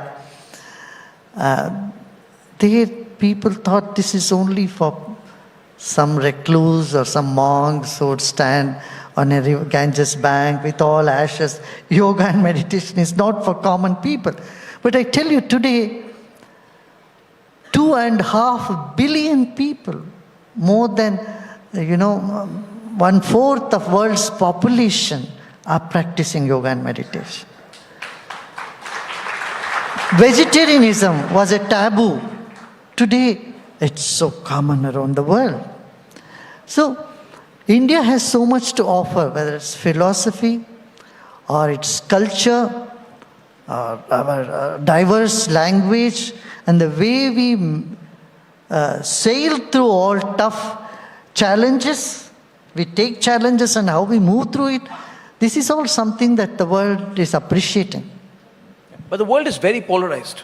Absolutely. The world is very polarized. Society is very polarized. Thanks to social media, otherwise, geopolitics, the world is really, really fragmented today. Fragmented and divided on extreme lines, What is the future of humanity, Gurudev? Spiritually, what holds the human fabric together at these times? See, these polarization cannot be sustained for too long. Why do you say so? Because the human nature is such, though we fight, we get back together. Because I believe the compassion, the love, and the caring and concern for each other is so much embedded in us. It's in our nature. So sooner or later we get back. This is happening. See what happened. England and France were at loggerheads for centuries, but now they come together. Similarly, you can find examples all over the world. Yes, there are moments of strife and tension, but I'm very hopeful that it will move on. Polarization, yes. Political polarization in America is at peak today. That is where our philosophy, our knowledge, the humanism that we in India we honor and we pronounce, that has a big role to play. So India can be that glue that can, or the bridge that can bridge the gap. Absolutely. In the polarization, when it comes to polarization, whether domestic or societal or between the nations, it is the values that can unite people. Yeah, sure. I think people are also going back to their roots, and they're talking about where we are, our religion, our culture, our diversity. And part of it also is a growing confidence in our history. We have with us, Uday Mahurkar is sitting there, very, very well-known journalist and writer, and he keeps talking about the need for a civilizational and historic reawakening in our country. And when that happens, unfortunately, Gurudev, and this is a slightly more contentious issue, people say that when you talk about pride, say Hindu pride in being a Hindu, then it's often associated or gets associated stereotypically with certain Western notions of quote-unquote Hindu revivalism. So it is seen to be Hindu revivalism, and it's not about the pride in your religion or your culture, but it is seen to be at the expense of others. Is that a narrow way of looking at it? Yes, there is quite a bit of prejudice, I would say, in that direction. And not only that, there is a stereotype, as you said, narration, not in the public, not in the people, but in the media. In the media? Yes, international media has a lot of prejudice when it comes to the Eastern countries, and you see. Can you expand on it? Yeah, you see there is more negative news about India than positive news. And you see most of them are not the facts. Yeah. If you do a fact checking, it's far away from the facts. But people don't buy into negative news as much as they used to because of social media, I tell you. And what I have found, the negative mindset people are more proactive than the positive ones. Absolutely. Or more vocal. Yeah, see, that's what happened in the conflict in Colombia. I mentioned to the presidency, it's not time to go in for the public opinion, voting on this peace initiative. Only 17% of the population voted against peace, and the rest of the population was for peace, but they didn't go and vote. So just in 2% of vote, they lost that peace accord sanction from the public, voting from the public. But anyway, they had to discard that. Discarded, and anyway, peace agreement was sealed, signed, and they continued with that. And it was a futile exercise asking people the opinion, because same happened with Brexit also. If you see in England, people, the negative mindset are more active. They go to vote. But the positive mindset people just take it a little easily. How do you tackle this is where you have to work on the transformation. The main transformation is make the positive mindset to be more proactive, and ask the negative set to rethink, relax, rethink. You take our culture, our Vedic tradition, the best of Indian civilization, with this calm demeanor through an organization, which by the way, organizations with 100 employees struggle. Attrition is a reality in every sector. You have a presence, by the way, viewers. Art of Living has a presence in 180 countries around the world. Am I right? You're right. Am I right? And so once I saw a picture of you in Siberia somewhere, then I'm told Gurudev has got on a plane, then you were in Mongolia somewhere, and I wonder what you're doing and how many Gurudevs there are. You're everywhere. But you're a volunteer-driven organization. I will go back to my question, Gurudev, with a little bit of persistence. You see, people get on the back foot very quickly when they're told, you are a right-winger, you are communal, you are following a Hindu revivalist agenda, you are part of, so-and-so. There are stereotypes that are put, and then there are these classical Western phrases put, backsliding of democracy. And then with the new phrase which now comes, which these so-called intellectuals put out, is electoral autocracy, which means you don't like the government that was chosen. So I keep saying, is Boris Johnson an electoral autocrat? And when you don't like the person even more, then you'll say it's a mobocracy. So, I'm saying that these phrases, Gurudev, and I'm asking you this because you are India's biggest MNC. There's nobody bigger than you in scale globally. Spiritually, the way you've spread India's wings, we should be grateful to you for what you've done. But you've done so without conflict. As in, do you also face sometimes pushback, resistance? Do people try to put you also in a... as they say, we walked through the sleeping elephants in the earlier years. Walk through the sleeping elephants, you see, the sleeping giants. Somehow we could make our way in all these years. Of course, if you go back to 40 years back when we started our movement abroad, it was not a cakewalk. It was tough. It was tough even for our volunteers. There was a lot of prejudice, and people would,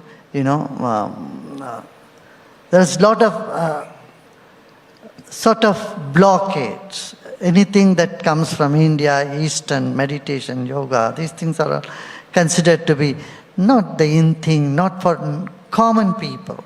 There are people out there who would practice all that. That sort of opinion was prevalent in society.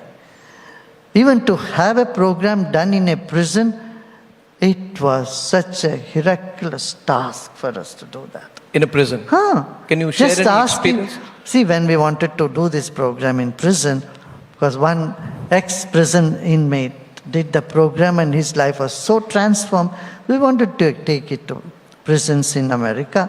So we went to Boston those days. And the Boston prison, my God, they had such tough time to even get an entry into it. Then finally they gave only 9 convicts into in a cellar room with a little bit window and dusty place. And our teacher went there anyway, taught them. And when they saw the result in them, the transformation in those 8-10 people, then they opened up. Then they started welcoming us. Same happened in Denmark. In Denmark, there was so much resistance initially, and then we started working with the gangsters. Where is your bulletproof jacket out here? So these gangsters, when they did the Sudarshan Kriya meditation, that life was so transformed. If you see the picture with them, they are so like macho man with all tattoos and so bit, and they can just push me in one finger. I would be out there. That type of tough guys, 6,000 of them, I tell you, and when their lives are transformed, there are tears in their eyes, and their life was so transformed. Then the Danish parliament invited me to talk to them and said, what did you do to her? I said, this is the magic of knowledge, the magic of wisdom. Because when wisdom touches one's life, transformation is imminent. But transformation is perpetual. From a time when industrial revolutions lasted 50 to 100 years, we today are seeing, Gurudev, a digital transformation. Products land on our doorsteps at the snap of a finger. People also think spirituality can be bought. This increasingly materialistic growth, in this age, we also need to think about what keeps us rooted, what keeps us authentic, what must we hold on to. What is your advice, Gurudev, as we go through this phase? Yeah, in the name of spirituality, there are a lot of things happening out there. I don't want to even go into it. But one thing I tell you, there's clarity in mind, purity in heart, sincerity in action. That shows the authenticity of any spiritual practice. Clarity in mind? Clarity in mind, purity in heart, and sincerity in action. I'd say this is the baseline for any spirituality, authentic spirituality. That's so clear. Amazing. I thought you'll give me a long and complex reply, but I'm thinking about what you've said. Yeah. But See, I want we you to expand no, on it. Arnab, Yes, sir. I don't see a single individual who is not spiritual. Some may say I'm not spiritual, but I see they are. Why? We are made up of both matter and spirit. Our body is amino acid, carbohydrate, protein. You need food, you need entertainment, all this. You need clothes, you need comfort for the body. But just that alone is not enough. You need solace, you need energy, you need creativity, you need enthusiasm, you need creative ideas to come out of it. All these aspects of the spirit, I would say, is what spirituality is. Spirituality is that enhances your enthusiasm, that makes you more creative, that makes you more happy, that makes you more committed. And integrity, this is all quality of the spirit. So, tell me one person on the planet who does not honor any of these values or doesn't want any of this. Everybody wants it. So, now how to enhance these aspects in one's life? What is the enemy for not having this, or enemy of these values is, number one, stress. Second, lack of opportunity or understanding. So many do not even get the opportunity to, reflect about themselves. They don't have that education wherein they can, think, who am I? What do I want? What do I want in my life? What do I get if I take this particular action? This sort of introspection is not put in the system, or it's not, his education is not there to that effect. So, when education includes some of these aspects of humanism, value life more than its accessories, then we will have a better society, a society free from violence. Wow. See what's happening in America. So many mass shootings. Yes. 900 mass shootings in a year. It is worse than a barbaric age. Yep. This is not the civilization we look forward. Yep. Correct? So, that tendency or that attitude of inclusiveness, of understanding, of patience, perseverance, integrity, these values, this is the values we have all been brought up with. But we have to see whether these values are translated to the next generation. That is where the transformation, the key for the transformation lies. Wow.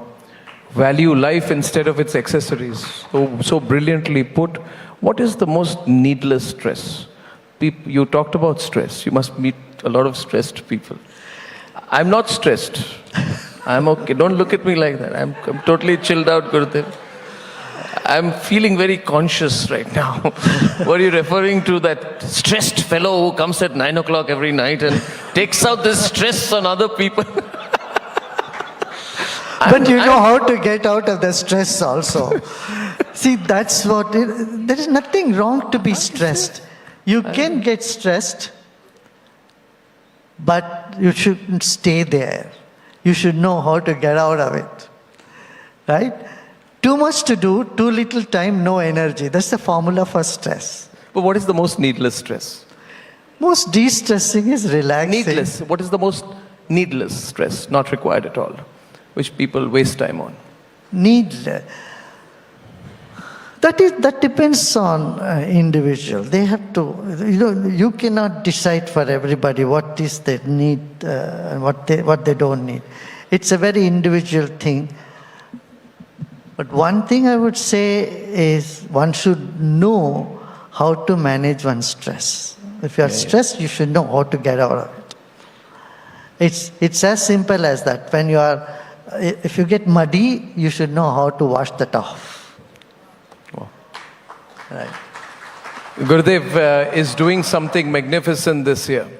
And why his being here is so special to all of us, because Gurudev is organizing the World Culture Festival, I think the 4th edition of the World Culture Festival, which will be held in Washington, D.C., on the National Mall. And it has been incredible for me to see the videos of leading American policymakers, decision makers, thinkers, intellectuals, politicians speak excitedly about welcoming Gurudev Sri Sri Ravi Shankar's World Culture Festival to Washington. Wow. That is an incredible thing, you know, and I think the world will be watching what you do there. Yes, the What are you credit hoping to achieve? goes to the team of volunteers who are so enthusiastic, who want to bridge the gap, want to, you know, heal the society with more culture and music, dance and all that. See, music and meditation, they are M&M. They have a lot to heal our society, our psyche. And I think that is needed. And people from all over the world will come and showcase their beautiful art form. It will be like a cultural Olympics of the world. See, you have for sports, you have Olympics. We have for economy, there is, in the field of economics, you have economic forums in the world. Of course, there are G20 and other platforms for politicians. There is a platform for all the judges and lawyers in the world. Doctors do meet. But I thought there is nothing common for all the cultures in the world and the artists. So here we are bringing artists from around the world in one place and showcase their art. And with this principle, the world is one family. Vasudhaiva Kutumbakam. Wow. Well, I think that's an extension of India's soft power in a way. What kind of superpower must India aspire to be? When we look at history, when we look at all major countries, economies, European countries had a colonial past. You know, they say that Christopher Columbus was a great adventurer, but he was also a great believer in slavery. USA had wars for oil. China has and continues to follow an expansionist policy. You spoke about the message of Vasudhaiva Kutumbakam. So when you envision India as a superpower, what kind of superpower must India aspire to be? See, India is a knowledge-based society. It has been before also. And India is the Vishwa Guru, I tell you. It has to take the lead of leading the society, leading the people of the world towards happiness. We have to be the provider of happiness for the globe. Shall we do a rapid fire? Yeah. Ready? You enjoy rapid fire? Go ahead, I am ready for it. Yeah? What does transformation mean to you, Gurudev? Change towards positive. And what is spirituality? That which uplifts you, that which is needed in all walks of life. Whether you are a businessman, whether you are an artist, whether you are a scientist, you need intuition, you need intelligence, and you need sharpness of awareness. And spirituality is that provides all this. Can you measure karma on a weighing scale? Measure? Can you measure your karma on a weighing scale? Karma. Now you can expand on this. Karma. Yes. Karma is action, impression, and impact. It is used in all three modes. Karma is the action, whatever you are doing, that action. And it is also the impression that you carry, which propels you to act in a certain way. And then also the impact of your actions come to you as a fruit of action. That's also called karma. Who can be spiritual? Every single person are spiritual anyway. They simply have to realize it. What is the first thought when you get when I say India, Bharat? Most vibrant, spiritual leader of the world. Wow. What is real peace? What is real peace at a personal and a societal level? Peace, real peace, there is nothing called false peace. Peace can only be real. If you really say peace, it's only peace. And peace is very basic thing. When you have a good night's sleep and when you wake up, know that you had peace before and after sleep also. You had good sleep, so you have peace. You had peace, that's why you could go to sleep well without all the pills popping into your mouth. So peace is the basic thing. That can bring prosperity in society. If there is no peace, there is no prosperity. And you see, in India, the districts where there was the Maoist and other Naxalites disturbances, they remain backward. And the region where there are peace, there is progress. Now see Kashmir, as the peace has come and there is so much progress has happened. So peace is that which preludes progress. What has been the most intense experience of your life? I live my life intensely every moment. Did you dodge my question?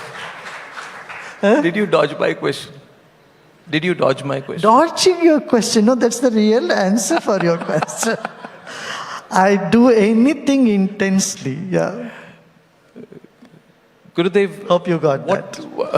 What is the future you see? Because I do believe that you have, in my various conversations with you and my learnings from you, you have divine wisdom. What is the future that you foresee for the country in 2047 or any, what do you foresee for India? We are the youngest country and we are the most vibrant society, and I see a very bright future of our country.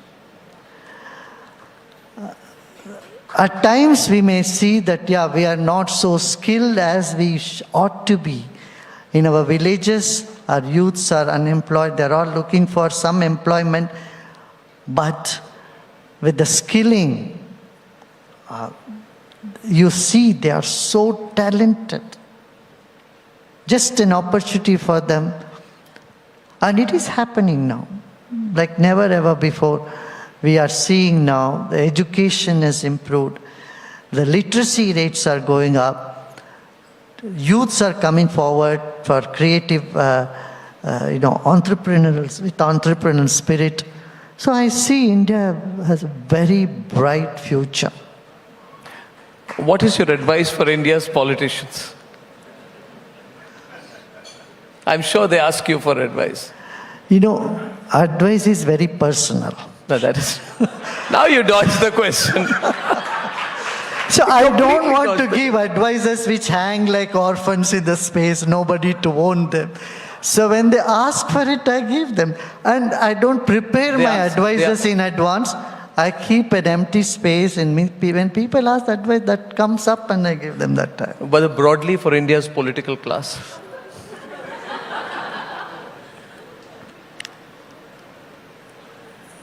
Look at the people and look at their needs and put yourself as service to uplift this country.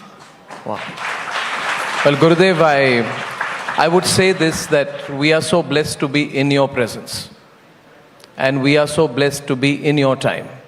And I wish you and the Art of Living all the best for the World Culture Festival, which is in Washington, D.C.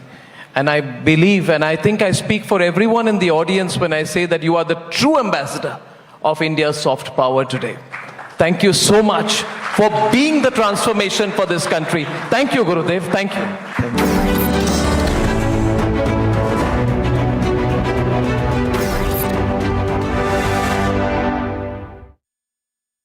Mr. Vaishnav, how soon can we change all the trains in the country? Why do we need bullet trains? Why do we need fast trains at all?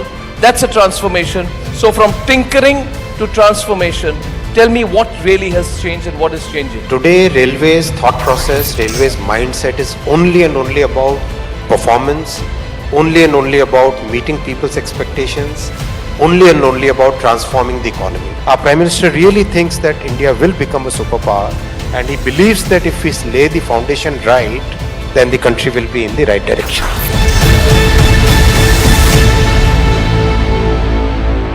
You're now a part of the Narendra Modi-led present-day government.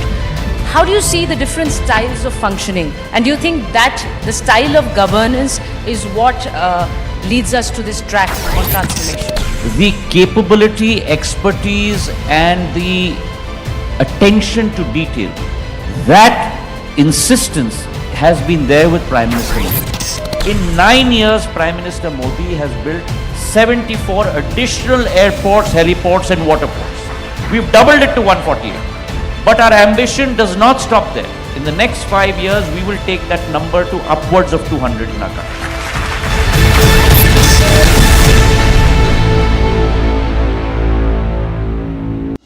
What are the thresholds of transformation? What must be continually transformed as an individual, as a society, as a country to stay relevant? We are talking about civilizational reawakening. What does transformation mean? Look, change is an order of the world. Everything has to change. If anything doesn't change and if it gets stagnant, then you have to see that something is not right there. But change towards the better, we call transformation. So the baseline for transformation is physical, mental, emotional, and spiritual comfort. Mr. Vaishnav, how soon can we change all the trains in the country? Why do we need bullet trains? Why do we need fast trains at all? That's a transformation. So from tinkering to transformation, tell me what really has changed and what is changing. Today, railways thought process, railways mindset is only and only about performance, only and only about meeting people's expectations, only and only about transforming the economy. Our Prime Minister really thinks that India will become a superpower, and he believes that if we lay the foundation right, then the country will be in the right direction.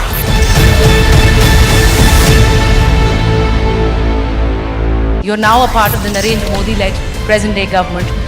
How do you see the different styles of functioning? And do you think that the style of governance is what... 5, 4, 3, 2, 1, ignition.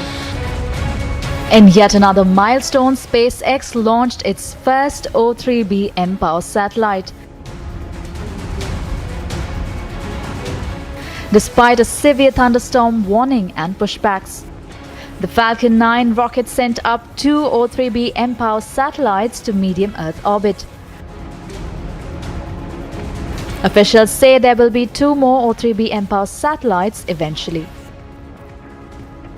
The satellites are designed to enhance communications and internet connectivity. Following the stage preparation, the Falcon 9 rocket's first stage returned to Earth, adding yet another feature in the cap for SpaceX. Agency report for Republic TV.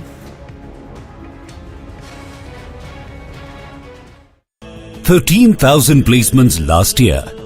At Amity, we are committed to nurturing passionate, hardworking and proactive professionals. What are the thresholds of transformation? What must be continually transformed as an individual, as a society, as a country to stay relevant? We are talking about civilizational reawakening. What does transformation mean? Look, change is an order of the world. Everything has to change. If anything doesn't change and if it gets stagnant, then you have to see that something is not right there. But change towards the better, we call transformation. So the baseline for transformation is physical, mental, emotional, and spiritual comfort. Mr. Vaishnav, how soon can we change all the trains in the country? Why do we need bullet trains? Why do we need fast trains at all? That's a transformation. So from tinkering to transformation, tell me what really has changed and what is changing. Today, railways thought process, railways mindset is only and only about performance, only and only about meeting people's expectations, only and only about transforming the economy. Our Prime Minister really thinks that India will become a superpower, and he believes that if we lay the foundation right, then the country will be in the right direction.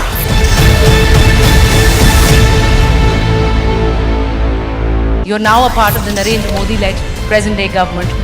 How do you see the different styles of functioning? And do you think that the style of governance is what leads us to this track on transformation? The capability, expertise, and the attention to detail, that insistence has been there with Prime Minister Modi. In 9 years, Prime Minister Modi has built 74 additional airports, heliports, and waterports. We've doubled it to 148. But our ambition does not stop there. In the next 5 years, we will take that number to upwards of 200 in our country.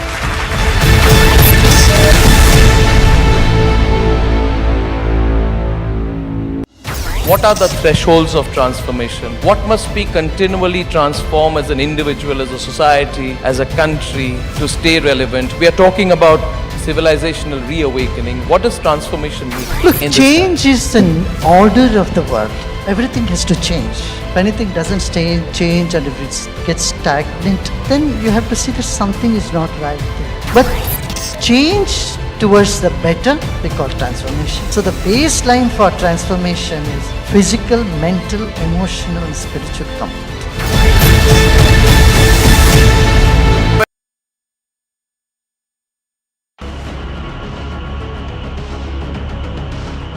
Ukrainians' rockets strike the center of Donetsk on Friday afternoon, following which the Moscow-appointed mayor of Donetsk confirmed that 7 civilians were killed in the strike. The mayor claimed that the victims died after the rocket hit a minibus. Watch a burnt-out minibus which was hit by shelling that was completely charred. The shell which hit Donetsk exploded just a few meters from the bus. Reports suggest at least 24 rockets were launched in the central part of Donetsk, covering the whole city in smoke.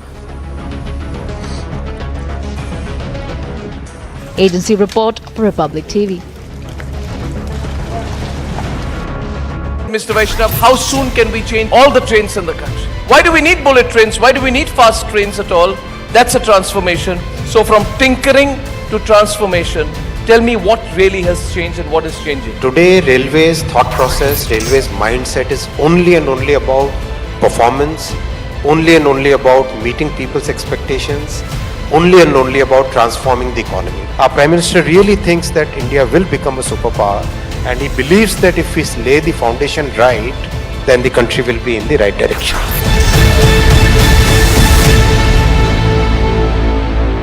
You're now a part of the Narendra Modi-led present-day government. How do you see the different styles of functioning? And do you think that the style of governance is what leads us to this track on transformation? The capability, expertise, and the attention to detail, that insistence has been there with Prime Minister Modi. In 9 years, Prime Minister Modi has built 74 additional airports, heliports, and waterports. We've doubled it to 148. But our ambition does not stop there. In the next 5 years, we will take that number to upwards of 200 in our country.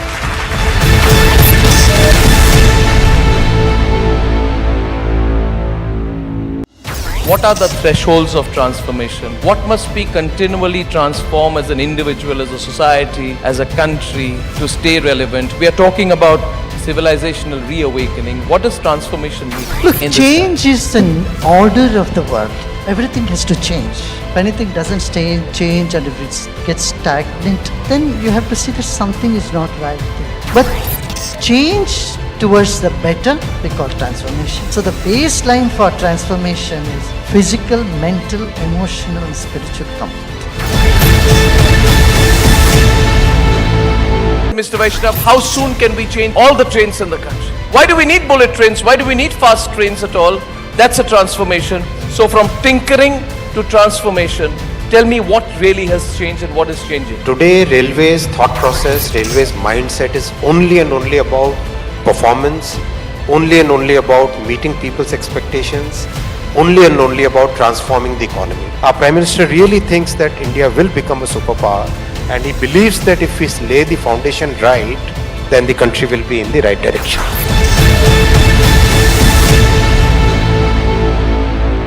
You're now a part of the Narendra Modi-led present-day government.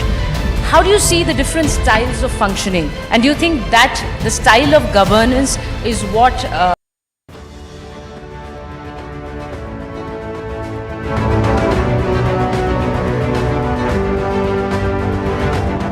Ladies and gentlemen, the Honorable Prime Minister of India has arrived and is in the premises.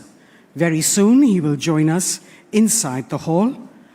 Please be seated and refrain from moving about. Ladies and gentlemen, the Prime Minister of India, Shri Narendra Modi,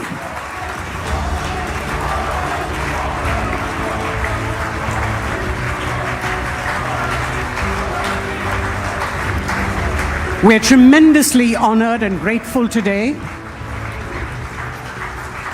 to have the Honorable Prime Minister of India grace us yet again at the Third Republic Summit, despite his extensively packed schedule.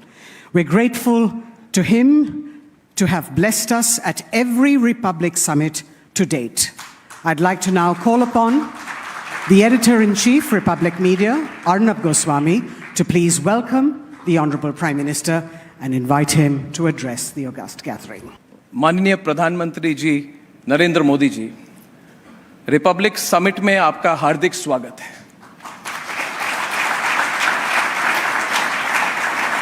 और ये मेरा और हमारा सौभाग्य है प्रधानमंत्री जी कि आप आज हमारे बीच मौजूद हैं।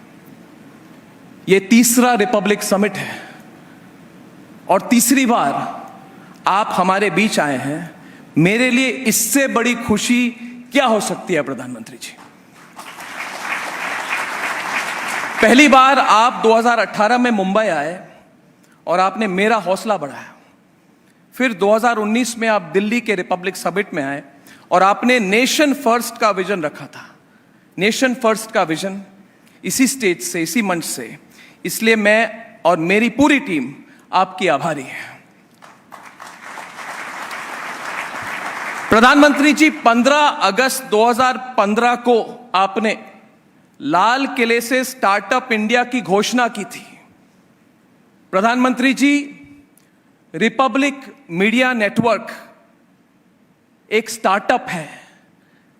मीडिया के क्षेत्र में आज we are the fastest growing both in reach and presence, the fastest growing news media startup in the entire world, and this is possible only in India, प्रधानमंत्री जी। प्रधानमंत्री जी, आज से 6 साल पहले हमने 2017 में 6x10 के कमरे में चौक और स्लेट के साथ 14 लोगों की टीम से शुरुआत की थी। तब हमारे पास इतनी पूंजी भी नहीं थी कि एक कैमरा खरीद सके। ओबी वैन तो बहुत दूर की बात थी। और आज मैं आपसे शेयर करना चाहता हूं कि हिंदी, अंग्रेजी और बांग्ला में हमारे 58 करोड़ दर्शकों की रीच है आज हमारी। प्रधानमंत्री जी, हर जर्नलिस्ट, पत्रकार और एंटरप्रेन्योर के सामने कई मुश्किलें आती हैं। हमारी भी आई, हमने भी उसका सामना किया। But today I want to tell you the reason why we have been able to do this. प्रधानमंत्री ji, for someone like me, जो केंद्रीय विद्यालय से पढ़ा हो, मिडिल क्लास फैमिली से आता हो, उसने 14 पत्रकार और प्रोड्यूसर्स के साथ मिलकर यह नेटवर्क कैसे खड़ा किया, क्योंकि उसको साकार करने के लिए प्रधानमंत्री जी स्टार्टअप इंडिया की विजन थी। और सबसे बड़ी बात है प्रधानमंत्री जी, which I've always wanted to tell you and I'm telling you today, उस विजन ने हमें और हम जैसे प्रोफेशनल्स को लेवल प्लेइंग फील्ड दी। यह हमारे लिए बहुत बड़ी बात है।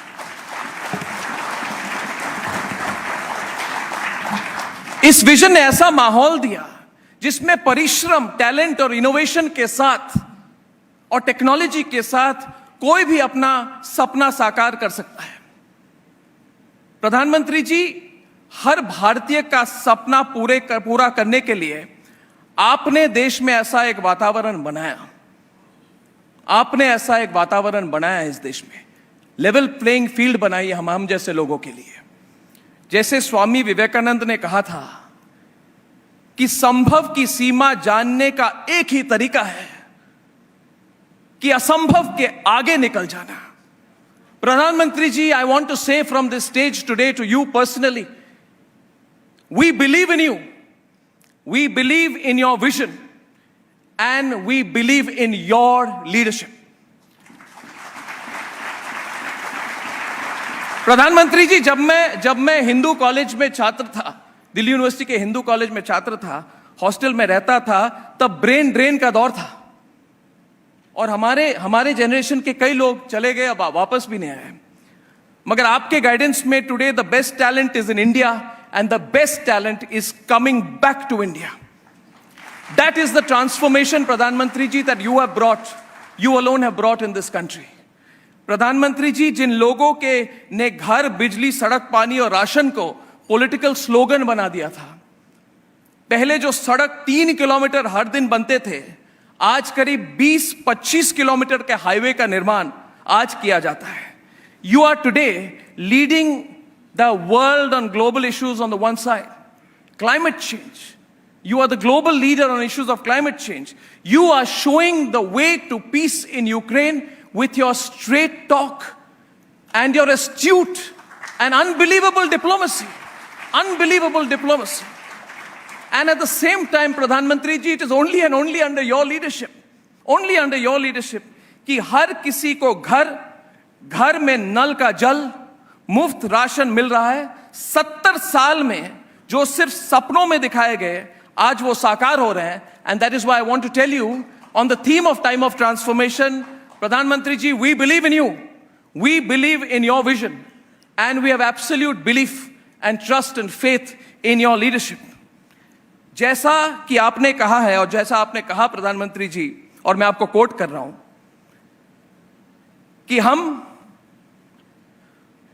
2047 तक विकसित भारत, डेवलप्ड इंडिया के लक्ष्य पर काम करना होगा हमें। आपने रेड फोर्ट से कहा था, इसलिए हम सबको मिलकर काम करना होगा। विकसित भारत हमारा पहला संकल्प है, यह बड़ा संकल्प है, लेकिन इस दिशा में हमें काम करना होगा। प्रधानमंत्री जी, we 100% believe in your vision for a developed India when you speak from your heart, and I felt the last time that you spoke at the Red Fort, Pradhanmantri ji, as you always do, you made it very, very clear, and I know that every step of yours, and having had the privilege of following both your political career for some time now, and I hope you remember the days when I used to come as a reporter at the BJP headquarters. Pradhanmantri ji, I know that everything that you're doing today, from G20 to transformation of the infrastructure of this country, the marvelous transformation is a step in that direction. आपके विकसित भारत के vision को हर भारतीय समझता है, and that is why we want to not only believe in your vision, not only believe in your vision, we want to work hand in hand with you towards making your vision possible. So today, Pradhanmantri ji, मैं आपको बताना चाहता हूं, I want to tell you about a small dream of mine, both as a journalist and as an entrepreneur, a small dream of this network, which this country and God has given us the opportunity to build. Pradhanmantri ji, my dream is that Bharat में, भारत से, भारतीय परिश्रम से, भारतीय talent से, और प्रधानमंत्री जी भारतीय कंटेंट से और भारतीय टेक्नोलॉजी से बहुत ही जल्द एक ग्लोबल न्यूज नेटवर्क मुझे लगता है होना चाहिए। और उस दिशा में प्रधानमंत्री जी, उस दिशा में हमने प्रयास शुरू कर दी है। अनाउंसमेंट नहीं की है, मगर मुझे लगा कि आप आज आ रहे हैं तो आपके सामने कहना चाहता हूं कि 100% होम ग्रोन टेक्नोलॉजी के साथ रिपब्लिक मीडिया नेटवर्क के टेक्नोलॉजी डेवलपमेंट सेंटर में इस वक्त 100% home built not 1% imported, Pradhanmantri ji.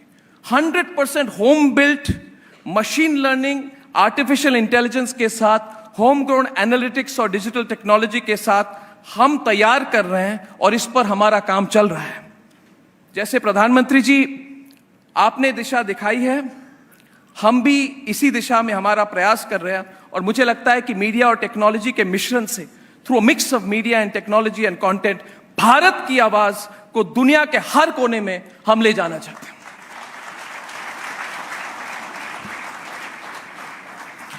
प्रधानमंत्री जी ठीक 3 दिन बाद मन की बात का 100वां एपिसोड, जिसे मुझे लगता है कि रिकॉर्ड व्यूअरशिप, रिकॉर्ड लिसनरशिप होने वाली है इस बार. 100वां एपिसोड दोस्तों मन की बात का, जिससे प्रधानमंत्री जी ने कनेक्ट किया है. और जब प्रधानमंत्री ने प्रयास शुरू की थी, कई लोग कहते थे कि रेडियो के साथ आप कर रहे हैं. You have change, you have disrupted that too प्रधानमंत्री जी. और 100वां एपिसोड देशवासियों के बीच होगा. 140 करोड़ लोगों को इस ऐतिहासिक एपिसोड का बेसब्री से इंतजार है और हमें भी और मुझे भी इसका बेसब्री से इंतजार है. प्रधानमंत्री जी, आपने मन की बात के हर एपिसोड में, और मैं ये भी कहना चाहता हूं, since the day that you have taken over as prime minister of India in May 2014, प्रधानमंत्री जी, I have seen the conviction in you. If you remember, Prime Minister, I had the unique opportunity and honor of having the last interview with you on your campaign trail when your voice was hoarse and you were campaigning on the 6th of May 2014. I met you in Gandhinagar. Pradhan Mantri ji, from the day you have been sworn in, you have touched the hearts and changed the lives of the people of this country in ways that have been seen to be absolutely unbelievable. We are blessed to have a leader like you, and I am too today speaking to you from the heart. I don't come with any numbers or statistics, but we see the transformation in this country. Pradhan Mantri ji, you have truly transformed India. You have transformed India in ways that people would not even have imagined. Pradhan Mantri ji, आज हमारे सैकड़ों, हमारे करोड़ों दर्शक television, digital, live streaming के जरिए आपके address का इंतजार करते हैं. Thank you for gracing the occasion and giving us the opportunity to host you.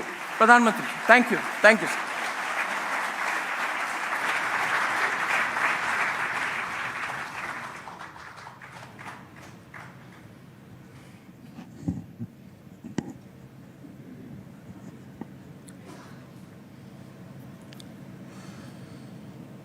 Arnab Goswami जी,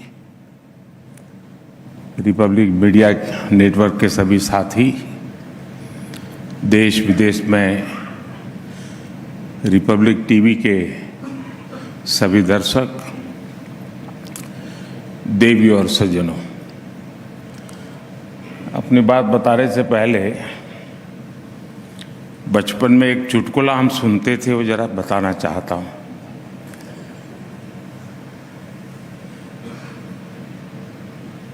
एक प्रोफेसर थे और उनकी बेटी ने आत्महत्या की,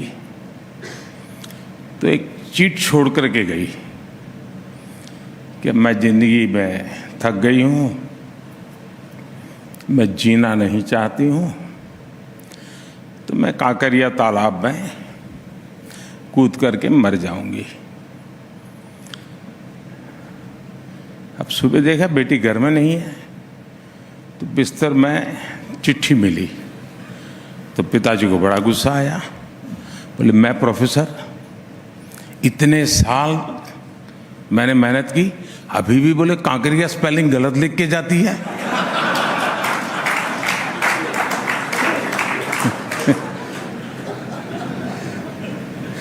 मुझे खुशी है कि अर्नब बढ़िया हिंदी बोलने लगे हैं.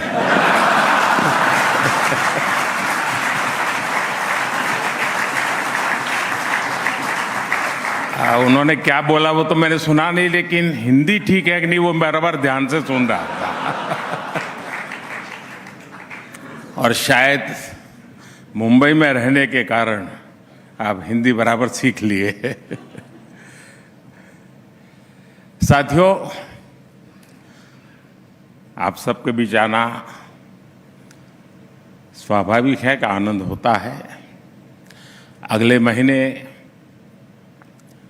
रिपब्लिक टीवी के 6 साल पूरे हो रहे हैं। मैं आपको बधाई दूंगा। आपने नेशन फर्स्ट के अपने मिशन को डिगने नहीं दिया।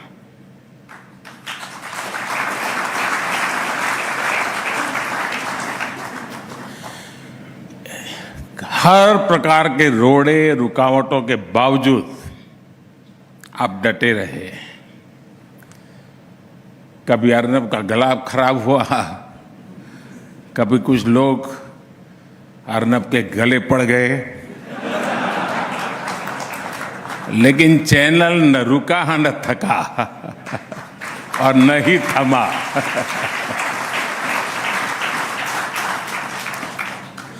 साथियों, 2019 में जब मैं रिपब्लिक समिट में आया था, तब उस समय की थीम थी इंडियाज मोमेंट। और इस थीम की पृष्ठभूमि में देश की जनता से मिला जनादेश था।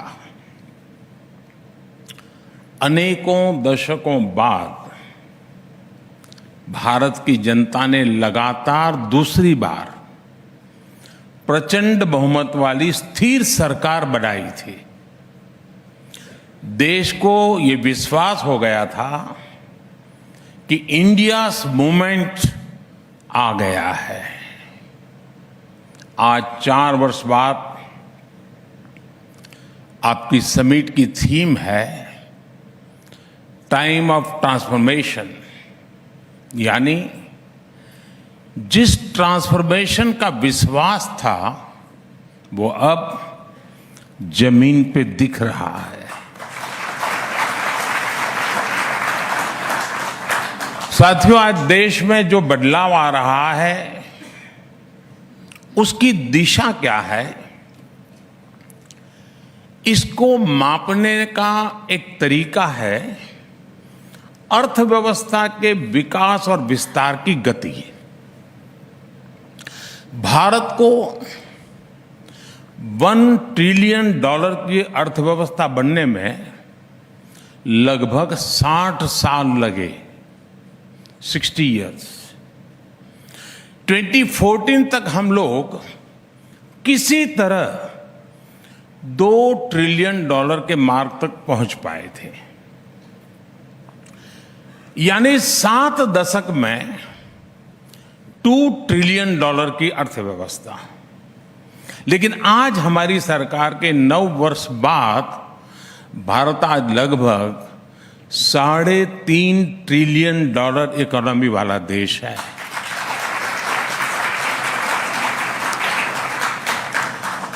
बीते 9 वर्षों में हमने 10वें नंबर की अर्थव्यवस्था से 5वें नंबर तक की लंबी छलांग लगाई।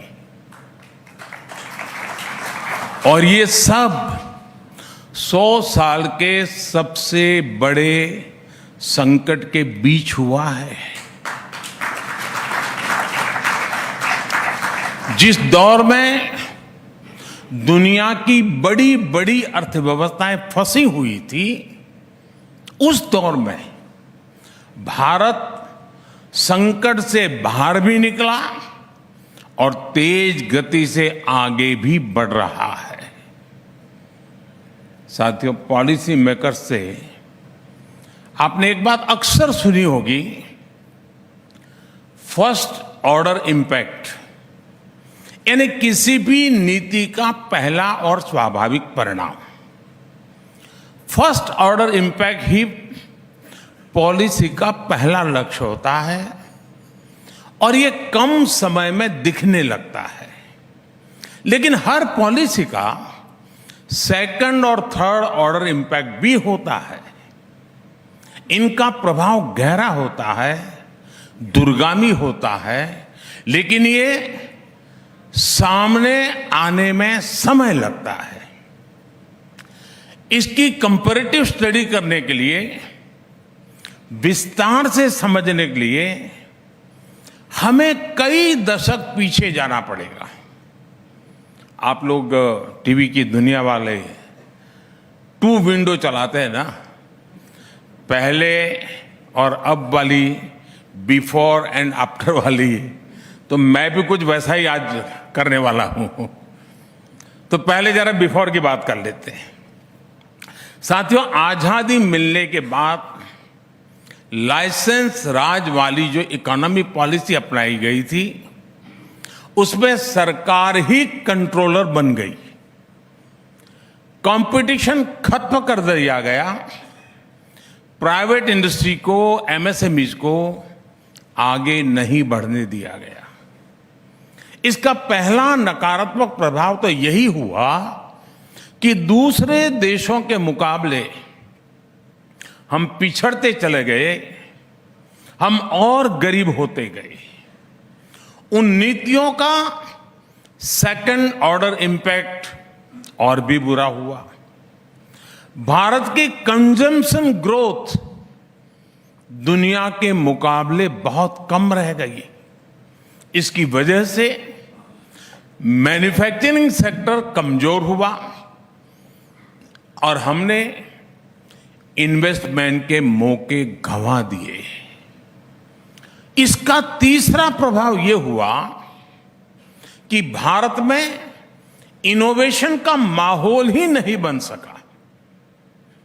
ऐसे में न ज्यादा इनोवेटिव एंटरप्राइज बने और ना ही ज्यादा प्राइवेट जॉब्स क्रिएट हुई।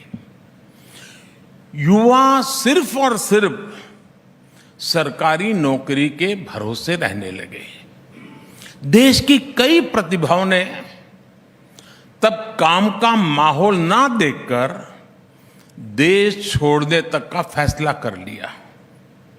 ये सब उन्हीं सरकारी नीतियों का थर्ड ऑर्डर इंपैक्ट था। उन नीतियों के इंपैक्ट ने देश के इनोवेशन, हार्डवर्क और एंटरप्राइज की क्षमता को कुचल दिया। साथियों, अब जो मैं बताने जा रहा हूं वो जानकर रिपब्लिक टीवी के दर्शकों को भी जरूर अच्छा लगेगा।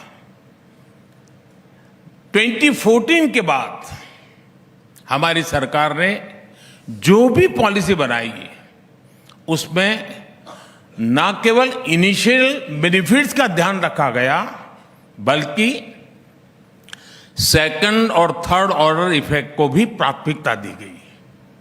आपको याद होगा 2019 में इसी रिपब्लिक समिट में मैंने कहा था कि पीएम आवास योजना के तहत हमने 5 साल में 1.5 करोड़ परिवारों को घर दिया है। अब यह आंकड़ा बढ़कर 3.25 करोड़ से ज्यादा हो चुका है। इनमें से ज्यादातर घर, उसका मालिकाना हक हमारी माताओं बहनों के नाम पर है। और आप जानते हैं आज एक एक घर लाखों की कीमत का बनता है। यानी करोड़ों गरीब बहनें, मैं आज बड़े संतोष से कहता हूं, लखपति दीदी बनी है।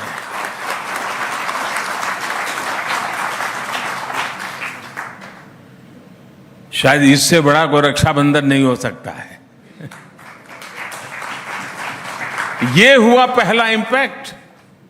इसका दूसरा परिणाम यह सामने आया कि इस योजना से गांव-गांव में रोजगार के लाखों अवसर तैयार हुए। और आप जानते हैं कि जब किसी के पास अपना घर होता है, पक्का घर होता है, तो उसका आत्मविश्वास कितना बढ़ जाता है, उसकी रिस्क टेकिंग कैपेसिटी कितनी बढ़ जाती है, उसके सपने आसमान को छूने लग जाते हैं। पीएम आवास योजना ने देश के गरीब का आत्मविश्वास नई ऊंचाई पर पहुंचाया। साथियों, कुछ दिन पहले ही मुद्रा योजना के 8 वर्ष पूरे हुए हैं। ये योजना माइक्रो और स्मॉल एंटरप्रेन्योर्स को फाइनेंशियल सपोर्ट देने के लिए शुरू की गई थी। मुद्रा योजना के तहत 40 करोड़ से अधिक लोन बांटे गए, जिनमें करीब 70% महिलाएं हैं। इस योजना का पहला प्रभाव तो स्वरोजगार में बढ़ोतरी के रूप में हमारे सामने है। मुद्रा योजना हो, महिलाओं के जनधन अकाउंट खुलना हो या फिर सेल्फ हेल्प ग्रुप को प्रोत्साहन, आज इन योजनाओं से देश में एक बड़ा सामाजिक बदलाव होते हुए हम देख सकते हैं। इन योजनाओं ने आज परिवार के डिसीजन मेकिंग प्रोसेस में महिलाओं की मजबूत भूमिका स्थापित कर दी है। अब ज्यादा से ज्यादा महिलाएं जॉब क्रिएटर की भूमिका में आ रही है। देश की बढ़ती हुई अर्थव्यवस्था को मजबूती दे रही है। साथियों, पीएम स्वामित्व योजना में भी आप फर्स्ट, सेकंड और थर्ड ऑर्डर इंपैक्ट अलग अलग देख सकते हैं। इसके तहत लेटेस्ट टेक्नोलॉजी का उपयोग करके गरीबों को प्रॉपर्टी कार्ड दिए गए, जिससे उन्हें संपत्ति की सुरक्षा का भरोसा मिला। इस योजना का एक और असर ड्रोन सेक्टर पर देखा जा सकता है, जिसमें मांग और विस्तार की संभावनाएं लगातार बढ़ रही है। पीएम स्वामित्व योजना को शुरू करने करीब करीब 2-2.5 साल हुए हैं, बहुत समय नहीं हुआ है, लेकिन इसका भी सोशल इम्पैक्ट दिखने लगा है। संपत्ति कार्ड मिलने पर आपसी विवाद की आशंका कम हो गई है। इससे हमारी पुलिस और न्यायिक व्यवस्था पर लगातार बढ़ रहा दबाव कम हो रहा है। इसके साथ ही गांव में जिस प्रॉपर्टी के कागज मिल गए हैं, उन्हें अब बैंकों से मदद मिलना और भी आसान हो गया है। गांव की इन प्रॉपर्टीज की कीमत भी बढ़ गई है। साथियों, फर्स्ट ऑर्डर, सेकंड ऑर्डर और थर्ड ऑर्डर इंपैक्ट के मेरे पास इतनी केस स्टडीज है कि आपका run down he out of order हो जाएगा। बहुत सारा समय इसी में निकल जाएगा। डीबीटी हो, बिजली, पानी, टॉयलेट जैसी सुविधाएं गरीब व्यक्ति तक पहुंचाने की योजनाएं हो, इन सभी ने ग्राउंड लेवल पर एक क्रांति ला दी है। इन योजनाओं ने देश के गरीब से गरीब व्यक्ति को भी सम्मान और सुरक्षा के भाव से भर दिया है। देश में गरीब को पहली बार सिक्योरिटी भी मिली है, डिग्निटी भी मिली है। जिन्हें दशकों तक यही एहसास दिलाया गया था कि वो देश के विकास पर बोझ है, वो आज देश के विकास को गति दे रहे हैं। जब सरकार ये योजनाएं शुरू कर रही थी तो कुछ लोग हमारा मजाक उड़ाया करते थे, लेकिन आज इन्हीं योजनाओं ने भारत के तेज विकास को गति दी है। ये योजनाएं विकसित भारत के निर्माण का आधार बन रही है। साथियों, बीते 9 वर्षों से गरीब, दलित, वंचित, पिछड़ा, आदिवासी, सामान्य वर्ग, मध्यम वर्ग, हर कोई अपने जीवन में स्पष्ट बदलाव अनुभव रहा है। आज देश में बहुत सिस्टमेटिक अप्रोच के साथ काम हो रहा है। मिशन मोड पर काम हो रहा है। हमने सत्ता के माइंडसेट को भी बदला है। हम सेवा का माइंडसेट लेकर आए हैं। हमने गरीब कल्याण को अपना माध्यम बनाया है। हमने तुष्टीकरण नहीं, संतुष्टीकरण को अपना आधार बनाया है। इस अप्रोच ने देश के गरीब और मध्यम वर्ग के लिए एक डिफेंसिव शील्ड, सुरक्षा का कवच का निर्माण कर दिया है। इस सुरक्षा कवच ने देश के गरीब को और गरीब होने से रोक दिया है। आप में से बहुत कम लोगों को पता होगा कि आयुष्मान योजना ने देश के गरीबों के 80,000 करोड़ रुपए खर्च होने से बचाए हैं। जो गरीब के जेब से जाने वाला था, अगर ये योजना न होती तो इतने ही पैसे गरीब को अपनी जेब से खर्च करने पड़ते। सोचिए, हमने कितने ही गरीबों को और गरीब होने से बचा लिया है। संकट के समय काम आने वाली ये अकेली योजना नहीं है, बल्कि सस्ती दवाइयां, मुफ्त टीकाकरण, मुफ्त dialysis, accident insurance, life insurance की सुविधा भी पहली बार करोड़ों परिवारों को मिली है। पीएम गरीब कल्याण अन्न योजना देश की एक बहुत बड़ी आबादी के लिए एक और प्रोटेक्टिव शील्ड है।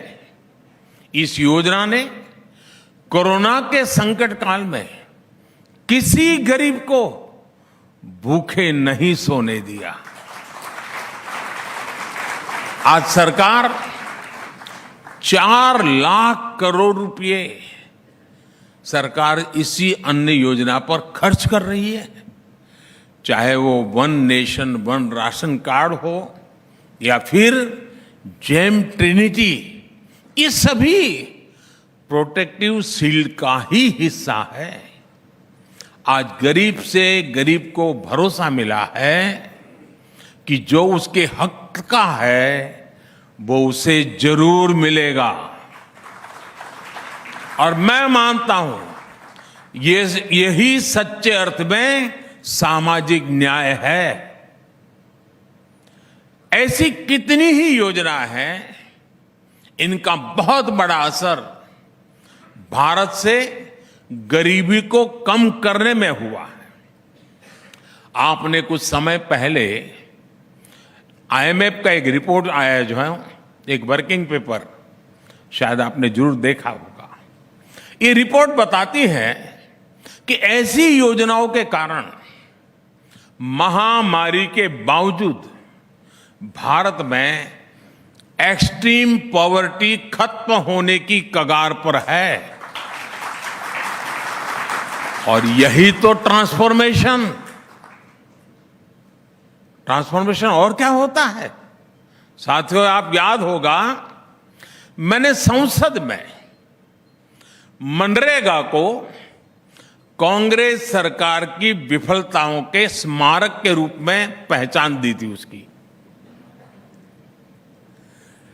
2014 से पहले मनरेगा को लेकर कितनी शिकायतें रहती थी।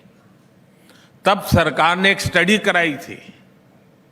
स्टडी में सामने आया, कई जगहों पर तो एक दिन के काम के बदले 30 दिन तक की हाजिरी दिखाई जा रही है। यानी पैसा कोई और हजम कर रहा था। इसमें किसका नुकसान हो रहा था? गरीब का, मजदूर का।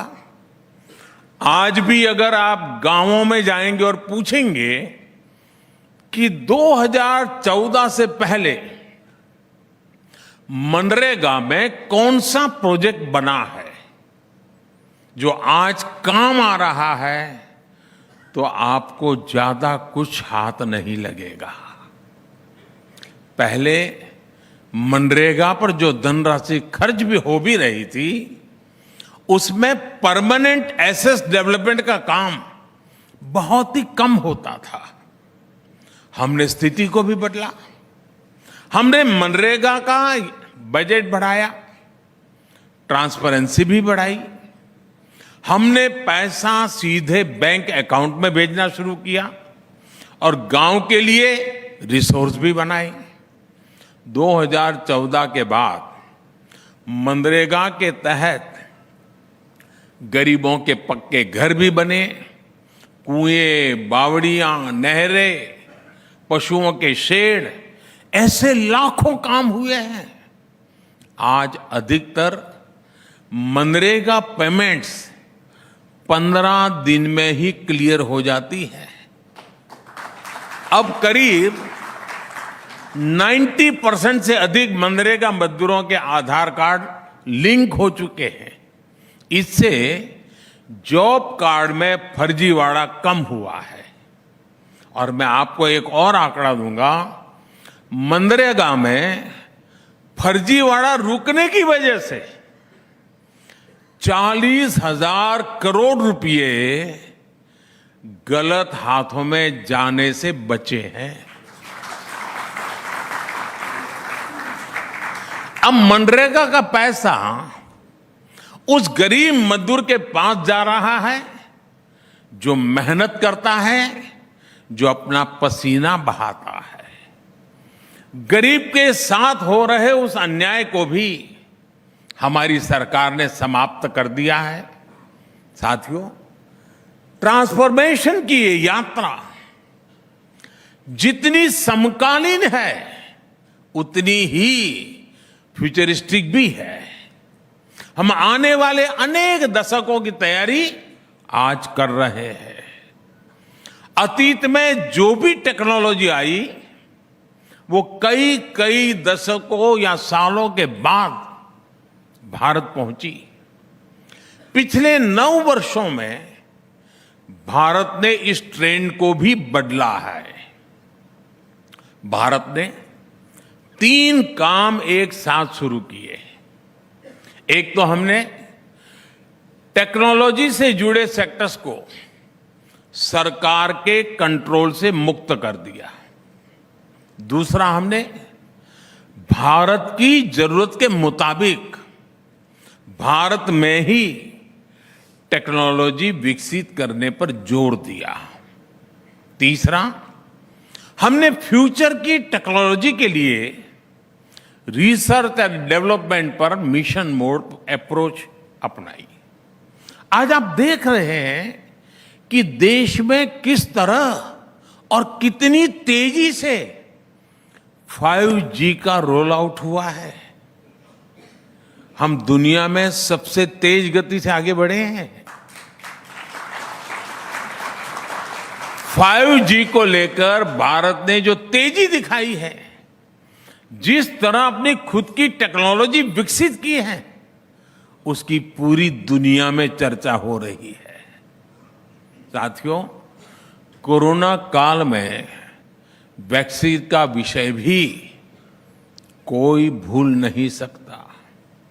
जो पुरानी सोच और अप्रोच वाले लोग थे, वो कह रहे थे कि मेड इन इंडिया वैक्सीन की जरूरत क्या है, दूसरे देश बना ही रहे हैं, वो एक ना एक दिन हमें भी वैक्सीन दे ही देंगे।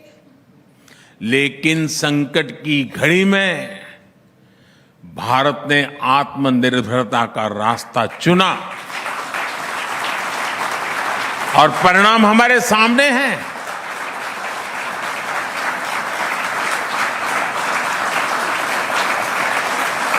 और साथियों, आप कल्पना करो, जिस बात को लेकर के आपको इतनी खुशी होती है, उस हालात में जब निर्णय करने की स्थिति आई होगी, आप अपने आप को उस जगह पे रखो कि दुनिया कह रही है कि वैक्सीन हमारी ले लो, लोग कह रहे हैं बिना वैक्सीन मुसीबत आ रही है, मर जाएंगे, एडिटोरियल, टीवी सब भरे पड़े हैं, वैक्सीन लाओ, वैक्सीन लाओ, और मोदी डट करके खड़ा है।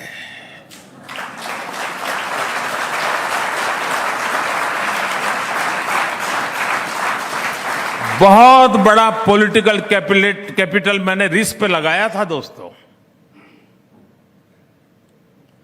सिर्फ और सिर्फ मेरे देश के लिए।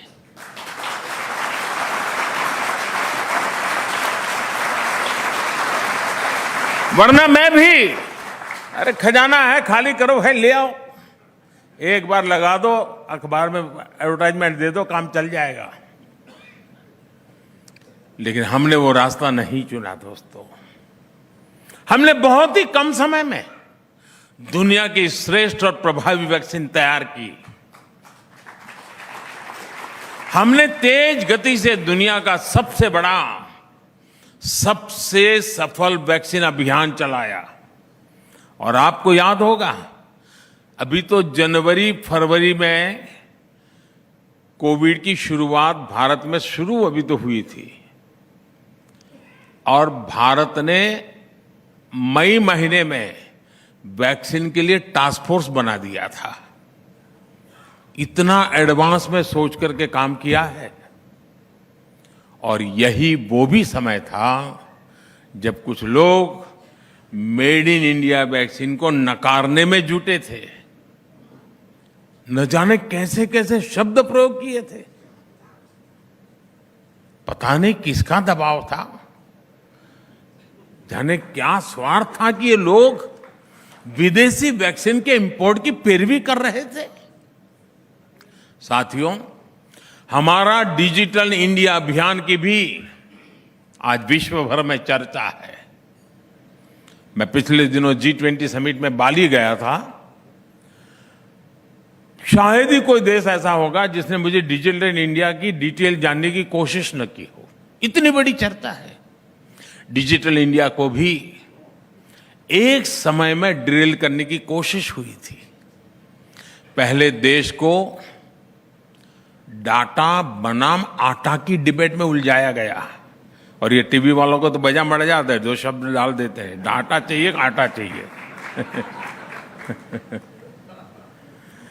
जनधन, आधार, मोबाइल की ट्रिनिटी को रोकने के लिए इन्होंने संसद से लेकर कोर्ट तक क्या क्या प्रपंच नहीं किए। 2016 में जब मैं देशवासियों को कहता था कि आपके बैंक को आपकी उंगली पर लाकर मैं खड़ा कर दूंगा, आपकी उंगली पर आपकी बैंक होगी, तो ये लोग मेरा मजाक उड़ाते थे। कुछ छद्म बुद्धिजीवी तब पूछते थे, मोदी जी बताइए, गरीब आलू टमाटर डिजिटली कैसे खरीदेगा? अच्छा, यही लोग बाद में क्या बोलते हैं, अरे गरीब के नसीब में आलू टमाटर होता कहां है। ये ऐसे ही लोग हैं जी। यहां तक कहते हैं गांव में मेले लगते हैं, मेलों में लोग कैसे डिजिटल पेमेंट करेंगे? आज आप देखिए, आपकी फिल्म सिटी में भी चाय की दुकान से लेकर लिट्टी चोखे के ठेले तक डिजिटल पेमेंट हो रहा है या नहीं?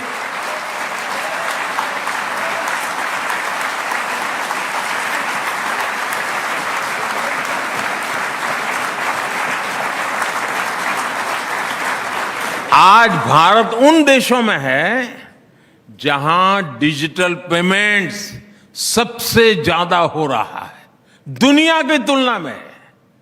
साथियों, आप लोग सोचते होंगे कि आखिर ऐसा क्यों है कि सरकार इतना काम कर रही है, जमीन पर लोगों को उसका लाभ भी मिल रहा है, फिर भी कुछ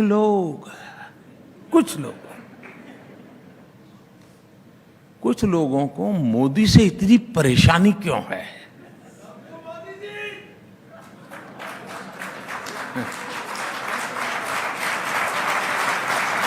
अब इसके बाद मीडिया वालों का समय शुरू होता है।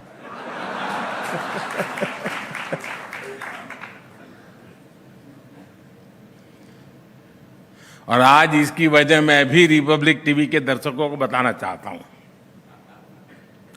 ये जो नाराजगी दिख रही है ना, ये जो बवाल हो रहा है, वो इसलिए है क्योंकि कुछ लोगों की काली कमाई के रास्ते मोदी ने हमेशा हमेशा के लिए बंद कर दिए।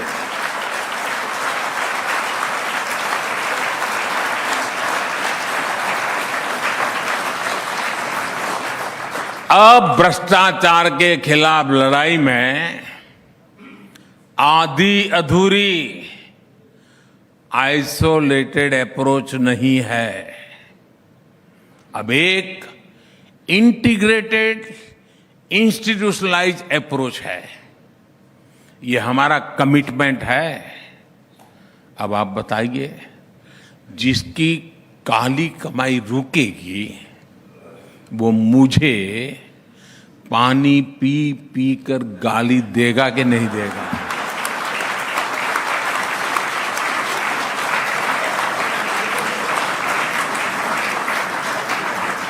वो कलम में भी जहर भर देता है। आप ये जानकर हैरान रह जाएंगे कि जेम ट्रिनिटी, उसकी वजह से सरकारी स्कीम्स के करीब 10 करोड़, आंकड़ा कम नहीं है साहब, 10 करोड़ फर्जी लाभार्थी बाहर हो गए हैं।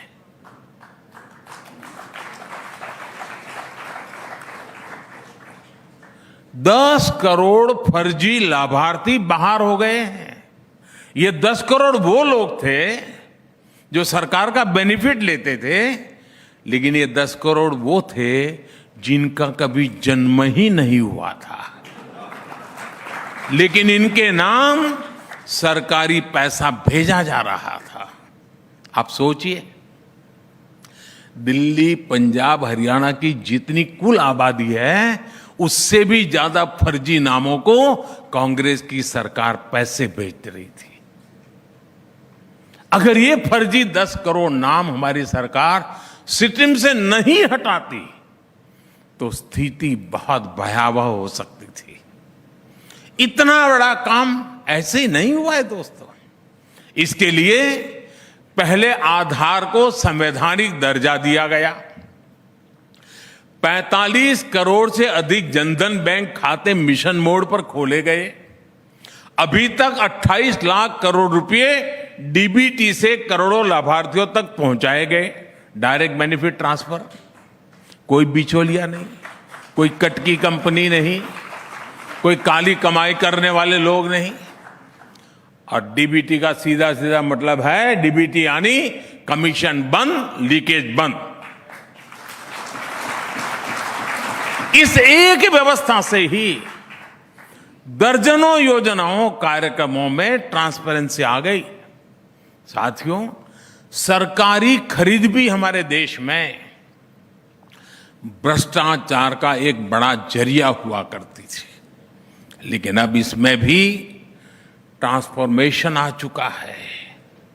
सरकारी खरीद अब पूरी तरह जेम यानी government e market place portal पर होती है। टैक्स से जुड़ी व्यवस्थाओं से कितनी परेशानी थी, क्या क्या परेशानी थी, इसको लेकर अखबार भरे रहते थे। हमने क्या तरीका निकाला? हमने सिस्टम को ही फेसलेस कर दिया। टैक्स अधिकारी और टैक्स पेयर का आमना सामना ही ना हो, ये व्यवस्था की। अब जो जीएसटी जैसी व्यवस्था बनी है, उससे भी काली कमाई के रास्ते बंद हुए हैं। जब ऐसे ईमानदारी से काम होता है तो कुछ लोगों को दिक्कत होनी बहुत स्वाभाविक है, और जिसको दिक्कत होगी वो कोई गली मोहल्ले के लोगों को गाली थोड़ी देगा। साथियों, इसलिए भ्रष्टाचार की ये प्रतिनिधि डिस्टर्ब है। कुछ भी करके ये देश की ईमानदार व्यवस्था को फिर से ध्वस्त कर देना चाहते हैं। साथियों, इनकी लड़ाई अगर सिर्फ एक व्यक्ति मोदी से होती तो ये बहुत पहले सफल हो जाते, लेकिन ये अपनी साजिशों में इसलिए सफल नहीं हो पा रहे हैं क्योंकि इन्हें पता ही नहीं कि ये सामान्य भारतीय के विरुद्ध लड़ रहे हैं, उनके खिलाफ खड़े हुए हैं। ये भ्रष्टाचारियों का कितना भी बड़ा गठजोड़ क्यों बना ले, सारे भ्रष्टाचारी एक ही मंच पे आ जाए, सारे परिवारवादी एक ही जगह पे आ जाए, लेकिन मोदी अपने रास्ते से लौटने वाला नहीं है।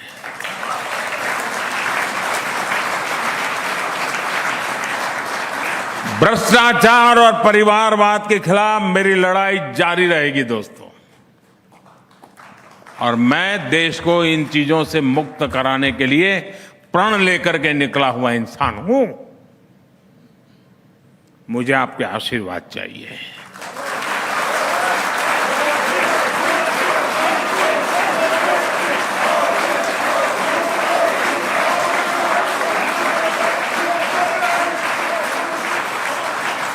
साथियों, आजादी का ये अमृतकाल हम सभी के प्रयासों का है।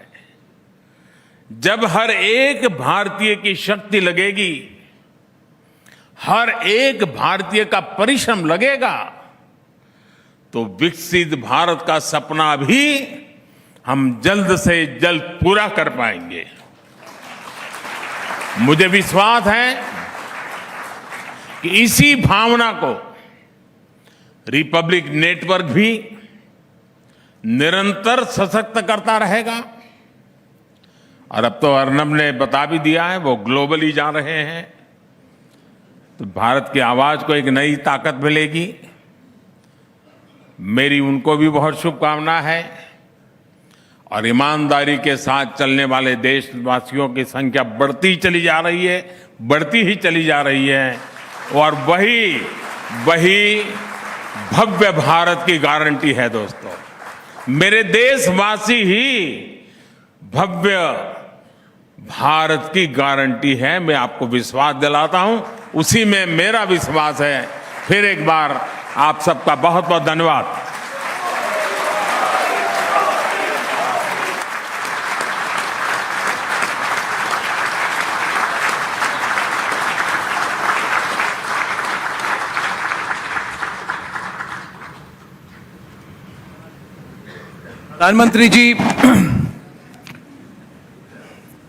Pradhanmantri ji, today we commit to you with all our energy. We will work to make your vision what you have shared with us. And Pradhanmantri ji, आपकी feelings, आपकी सोच, आपकी clarity, आपका direction जो है, your vision of transformation will be a reality. Everyone here, every viewer of Republic, every citizen of the country, प्रधानमंत्री जी, मुझे कोई लॉबी इकोसिस्टम की बात नहीं करनी, मैं तो मानता हूं कि देश की जनता आपके साथ है। प्रधानमंत्री जी, आज इस मंच से आपसे हम वादा करते हैं कि हमारी भी रिपब्लिक मीडिया नेटवर्क की पूरी लगन से, पूरे कमिटमेंट के साथ आपके विजन के दिशा में हम अपने प्रयास भी जोड़ेंगे। तो प्रधानमंत्री जी, आपने मेरे हिंदी के बारे में कुछ कहा, अब मैं क्या कहूं प्रधानमंत्री जी, पहले भी लोग कंप्लेन करते हैं तो जोर से बोलता हूं, आजकल तीव्र से मध्यम गति में आने की कोशिश कर रहा हूं। अब क्या करें प्रधानमंत्री जी, तीव्र गति कभी कभी लगता है लोग पसंद करते हैं, पर ये भी जैसे आपके सैकड़ों प्रोजेक्ट्स हैं ना, मेरी हिंदी भी एक वर्क इन प्रोग्रेस है, WIP चल रही है। प्रधानमंत्री जी, आपने एक शब्द का जो आपने यूज किया था लाल किले से, एस्पिरेशंस। प्रधानमंत्री जी, आपने दोनों चीजों में चेंज लाए। आप एक तो आपने एस्पिरेशंस बहुत बढ़ा दिए, आप किसी से भी मिलिए प्रधानमंत्री जी, मुझे अभी भी याद है आपकी विक्ट्री स्पीच शायद वडोदरा से, जब आप 16 मई शाम 6:30 बजे प्रधानमंत्री जी शाम 6:30 बजे। और आपने अपने स्पीच में एक बहुत यंग लड़के से बात कर रहे थे आप 1-to-1 की, हम उस दिशा में काम कर रहे हैं कि what we do should help you. प्रधानमंत्री जी, आपने you have change the aspiration of every Indian today. मजाक करते थे लोग पहले कि बुलेट ट्रेन की जरूरत नहीं है, आज देख रहे हैं लोग, एक्सपीरियंस कर रहे हैं, द एस्पिरेशंस ऑफ चेंज। प्रधानमंत्री जी, आपने रेलवे में जो आप काम कर रहे हैं, जो 70 साल से हमारे एस्पिरेशंस कम हो गए थे, और आज आप अगले 7-8 साल में, आज हमें पता चला, आज सुबह का सेशन चल रहा था, अश्विनी जी आए थे, तो मुझे पता चला कि अगले 7 साल तक हर कोच, हर पैसेंजर कंपार्टमेंट, पूरे देश की रेल व्यवस्था, रेल स्टेशंस कंप्लीट ट्रांसफॉर्मेशन कर रहे हैं। प्रधानमंत्री ji, that is a big thing. आपने एस्पिरेशंस बढ़ा दिए हैं, and I can tell you प्रधानमंत्री ji, at the pace at which you are going, I truly believe all of India will be, आपने कहा extreme poverty, at the pace at which you are going, Pradhan ji, you have eliminated poverty next, and you will, Pradhan ji, take every Indian to at least middle class in our lifetime, and that's going to be the biggest transformation of the country. Second thing, Pradhan ji, आपने जो आयुष्मान भारत की बात कही है, जो आपने 80,000 करोड़ का figure दिया है, वो वही जान सकता है जो एक्सपीरियंस करता है। प्रधान, हमने देखा है कि families have got finished big in this crisis, जो आप कर रहे हैं। प्रधानमंत्री जी, एक बात जिस पर आपने नहीं कही, मगर all of this audience, all of the country feels proud today. प्रधानमंत्री ji, when an average Indian travels out of India today, I want to tell you honestly my experience. आप विकसित भारत की बात कर रहे हैं प्रधानमंत्री जी, आपको मैं 1-to-1 कहना चाहता हूं, हर व्यक्ति में से अग्री करेगा। जब हम आज लंदन से मुंबई आते हैं ना प्रधानमंत्री जी, या कहीं भी आते हैं, we feel we are already coming to a developed country. It is incredible. But the impact on foreign policy, Pradhan ji, the position, and people used to say that Prime Minister Narendra Modi is not deft in foreign policy. आपने self-styled intellectuals की बात कही थी कि this is one area where Prime Minister Narendra Modi will have to gain from our experience. All the years of experience on one side, Pradhan ji, but the position that you have taken in the enlightened self-interest and national interest of India after the Ukraine war, history will remember you, Pradhan ji. History will remember you. I am no expert in geopolitics, Pradhan ji, but I want to tell you, it takes courage. It takes determination, it takes a very deep understanding of national interest to take a step in that direction. And I think, Pradhan ji, only one thing has guided you. One, your understanding of this country. Your deep understanding of the people of this country. And जो हमारे Republic network का मोटो है, राष्ट्र सर्वोपरि. Today, you are the vision of, I think we owe you a debt of gratitude for the position you've taken after Ukraine. We walk with our head held high in every corner of the country today. We feel proud when we see you leading the world, Pradhan ji. मैं तो बोलता रहूँगा. I will have to stop at one point. But I want to tell you, since I said of stop, एक quotation के साथ खत्म करता हूँ. Pradhan ji, as they say, nothing can stop an idea whose time has come. Yes. Pradhan ji, this is our time. This is the time for transformation. The time for transformation is now. We, all of us at Republic Network, Pradhan ji, we are honored, blessed to have you with us. I can't say thank you enough, but I hope I have been able to express my words to you, through my words to you. Thank you, Pradhan ji. Thank you. Thank you, sir.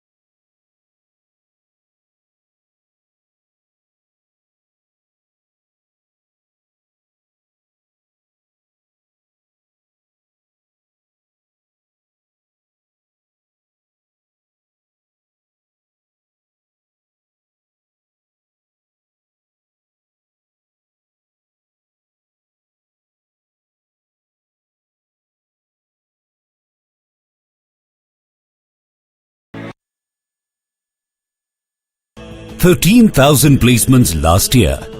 At Amity, we are committed to nurturing passionate, hardworking and proactive professionals.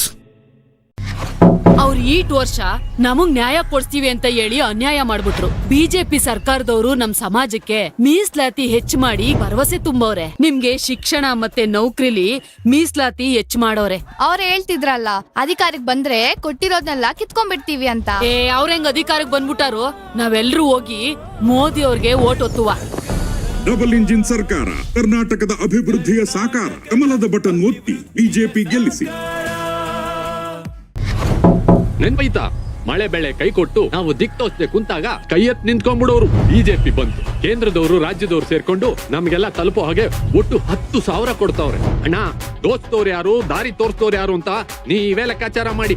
ಅದಕ್ಕೆ ಹೇಳೋದು, ನಮ್ಮೆಲ್ಲರ ಪ್ರಗತಿಗೆ ಬಿಜೆಪಿಯೇ ಭರವಸೆ. Double engine ಸರ್ಕಾರ, ಕರ್ನಾಟಕದ ಅಭಿವೃದ್ಧಿಯ ಸಾಕಾರ. ಕಮಲದ ಬಟನ್ ಒತ್ತಿ ಬಿಜೆಪಿ ಗೆಲ್ಲಿಸಿ. ಅವ್ರು ಈಟ್ ವರ್ಷ ನಮಗ್ ನ್ಯಾಯ ಕೊಡ್ತೀವಿ ಅಂತ ಹೇಳಿ ಅನ್ಯಾಯ ಮಾಡ್ಬಿಟ್ರು. ಬಿಜೆಪಿ ಸರ್ಕಾರದವರು ನಮ್ ಸಮಾಜಕ್ಕೆ ಮೀಸಲಾತಿ ಹೆಚ್ಚು ಮಾಡಿ ಭರವಸೆ ತುಂಬವ್ರೆ. ನಿಮ್ಗೆ ಶಿಕ್ಷಣ ಮತ್ತೆ ನೌಕರಿಲಿ ಮೀಸಲಾತಿ ಹೆಚ್ಚು ಮಾಡೋರೆ. ಅವ್ರು ಹೇಳ್ತಿದ್ರಲ್ಲ ಅಧಿಕಾರಕ್ಕೆ ಬಂದ್ರೆ ಕೊಟ್ಟಿರೋದನ್ನೆಲ್ಲ ಕಿತ್ಕೊಂಡ್ಬಿಡ್ತೀವಿ ಅಂತ. ಅವ್ರ ಹೆಂಗ್ ಅಧಿಕಾರಕ್ಕೆ ಬಂದ್ಬಿಟ್ಟಾರು? ನಾವೆಲ್ಲರೂ ಹೋಗಿ ಮೋದಿ ಅವ್ರಿಗೆ ಓಟ್ ಒತ್ತುವ. ಡಬಲ್ ಇಂಜಿನ್ ಸರ್ಕಾರ, ಕರ್ನಾಟಕದ ಅಭಿವೃದ್ಧಿಯ ಸಾಕಾರ. ಕಮಲದ ಬಟನ್ ಒತ್ತಿ ಬಿಜೆಪಿ ಗೆಲ್ಲಿಸಿ.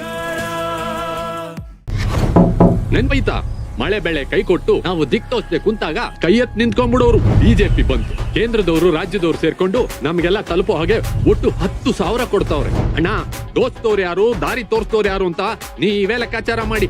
ಅದಕ್ಕೆ ಹೇಳೋದು, ನಮ್ಮೆಲ್ಲರ ಪ್ರಗತಿಗೆ ಬಿಜೆಪಿಯೇ ಭರವಸೆ. ಡಬಲ್ ಇಂಜಿನ್ ಸರ್ಕಾರ, ಕರ್ನಾಟಕದ ಅಭಿವೃದ್ಧಿಯ ಸಾಕಾರ. ಕಮಲದ ಬಟನ್ ಒತ್ತಿ ಬಿಜೆಪಿ ಗೆಲ್ಲಿಸಿ. ಅವ್ರು ಈಟ್ ವರ್ಷ ನಮಗ್ ನ್ಯಾಯ ಕೊಡ್ತೀವಿ ಅಂತ ಹೇಳಿ ಅನ್ಯಾಯ ಮಾಡ್ಬಿಟ್ರು. ಬಿಜೆಪಿ ಸರ್ಕಾರದವರು ನಮ್ ಸಮಾಜಕ್ಕೆ ಮೀಸಲಾತಿ ಹೆಚ್ಚು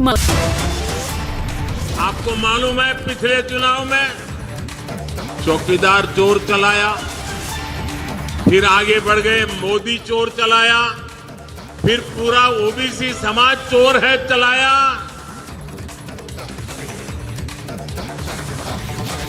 From Chowkidar Chor attack to Rahul defamation row, Prime Minister rakes it all up in battleground Karnataka.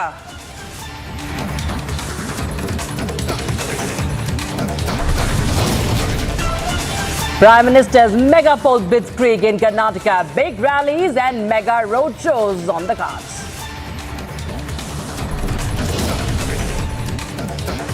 Race for Karnataka intensifies. From Shah to Nadda, BJP deploys its top guns.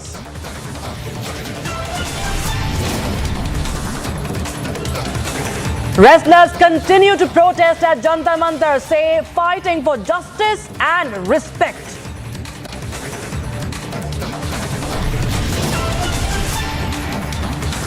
Gangster turned politician Mukhtar Ansari and brother convicted, packed off to jail.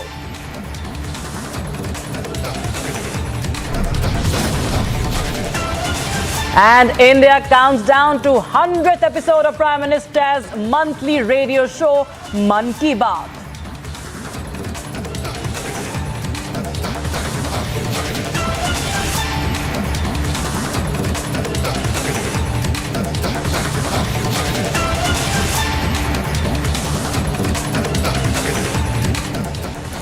Very warm welcome. You're watching Republic TV. I'm Rakshita Mishra. Prime Minister Narendra Modi came down hard on the culture of abuse politics and slammed the Congress party. While addressing a public rally on Saturday in Humnabad in the Bidar district of Karnataka, in a run-up to the assembly elections, Prime Minister Modi claimed that the Congress has abused him 91 times and every time they were punished for their deed. Listen in. ಅದಕ್ಕೇನು ದೊಡ್ಡದು ಇದು ಬೇಕಾಗಿಲ್ಲಲ್ಲ. ಹಂಗೆ ನೀವು ಒಬ್ಬನೇ ಸಾಕು ದೇಶ ಹಾಳು ಮಾಡಕ. ನಿಮ್ಮ ಈ ತತ್ವದಿಂದ, ನಿಮ್ಮ ಐಡಿಯಾಲಜಿ ಏನಿದೆ, ನಿಮ್ಮ ವಿಚಾರಧಾರೆ ಏನಿದೆ, ಅದು ಬಹಳ ಕೆಟ್ಟಿರೋದ್ರಿಂದ ಅದು ದೇಶಕ್ಕೆ ಹಾಳು ಮಾಡ್ತಾ ಇದೆ. ಮತ್ತು ನೀವೇನಾದರೂ ತಪ್ಪು ತಿಳ್ಕೊಂಡ್ರಿ, ಮೋದಿ ಅಂದರೆ ಈ ವಿಷದ ಹಾವಿದ್ದಂಗೆ. ನೀವಂದ್ರೆ ಇದು ವಿಷಯ ಅದ ಇಲ್ಲ ನೋಡೋಣ ಸ್ವಲ್ಪ ನೆಕ್ ನೋಡೋಣ ಅಂತ ನೆಕ್ಕಕ್ಕೆ ಹೋಗಿರಿ, ನೆಕ್ಕರು ಸತ್ತ. That was Congress President Mallikarjun Kharge once again crossing the line in his attack on Prime Minister. The insult to the Prime Minister triggered a massive political storm.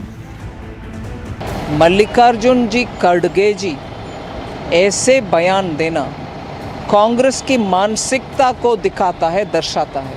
देश के लोग के सामने मल्लिकार्जुन जी खड़गे माफ़ी मांगना चाहिए। वो जानते हैं कि अगर उन्हें गांधी खानदान के करीब जाना है तो सोनिया जी के आदेश अनुसार नरेंद्र मोदी को सतत अपमान करना है, चाहे वो मौत का सौदागर वाला कटाक्ष हो या आज जिस प्रकार से नरेंद्र भाई पर उन्होंने अभद्र टिप्पणी की है, ऐसी टिप्पणी हो। अगर छोड़ा तब भी उनके पास अगर मर्यादा वगैरह ऐसा कुछ है तो पब्लिक लाइफ का खड़गे जी अनकंडीशनल अपॉलॉजी पूछना चाहिए, क्षमा प्रार्थना चाहिए। The ripple effect could be felt in Karnataka's Kalaburagi. ಪ್ರಧಾನಮಂತ್ರಿ ಮೋದಿ ಅವ್ರನ್ನ ಇಡೀ ಜಗತ್ತು ತಗೊಂಡದ. ಅಮೆರಿಕ ಒಂದು ಕಾಲದಲ್ಲಿ ವೀಸಾ ಕೊಟ್ಟಿರಲಿಲ್ಲ. ಇವತ್ತು ನಮ್ಮ ಪ್ರಧಾನಮಂತ್ರಿಗಳನ್ನ ಕೆಂಪು ಹಾಸಿಗೆ ಮೂಲಕ ಸ್ವಾಗತ ಮಾಡಿ ಹಗಲ ಮೇಲೆ ಕೈ ಹಾಕೊಂಡು ಹೋಗುವಂತ ಒಂದು ವಿಶ್ವದ ನಾಯಕರಾಗಿ ಇವತ್ತು ಪ್ರಧಾನಮಂತ್ರಿ ನರೇಂದ್ರ ಮೋದಿ ಅವ್ರ ಬಗ್ಗೆ ನಾಗರ ಹಾವಿಗೆ ಹೋಲಿಸ್ತಾರೆ, ವಿಷ ಕಚ್ತಾರತ್ತೆ. ನಿಮ್ಮ ಪಾರ್ಟಿ ನೀವೇನು ಯಾರ ಮ್ಯಾಗ ಕುಣಿಲಕತ್ತಿರಲ್ಲ. ಸೋನಿಯಾ ಗಾಂಧಿ ಏನು ವಿಷಕನ್ನೇ ನಂಗಾದ್ರೆ ಈ ದೇಶ ಹಾಳು ಮಾಡೋಣಂತ ಚೀನಾ ಮತ್ತು ಪಾಕಿಸ್ತಾನದ ಏಜೆಂಟ್ರಾಗಿ ಕೆಲಸ ಮಾಡುವಂತ Sonia Gandhi. It's Congress's poisonous snake attack versus BJP's Wish Kanya retort, as abuse politics takes center stage in battleground Karnataka. यह इनके मन का विष है और ये सोनिया जी और राहुल गांधी जी को खुश करने के लिए इस तरीके के वक्तव्य देना, कभी सांप कहना, कभी बिच्छू कहना, कभी रावण कहना, ये बात बताता है कि कांग्रेस पार्टी का स्तर आज कितना नीचे जा चुका है जब एक राष्ट्रीय अध्यक्ष इस तरीके की भाषा बोल रहा है।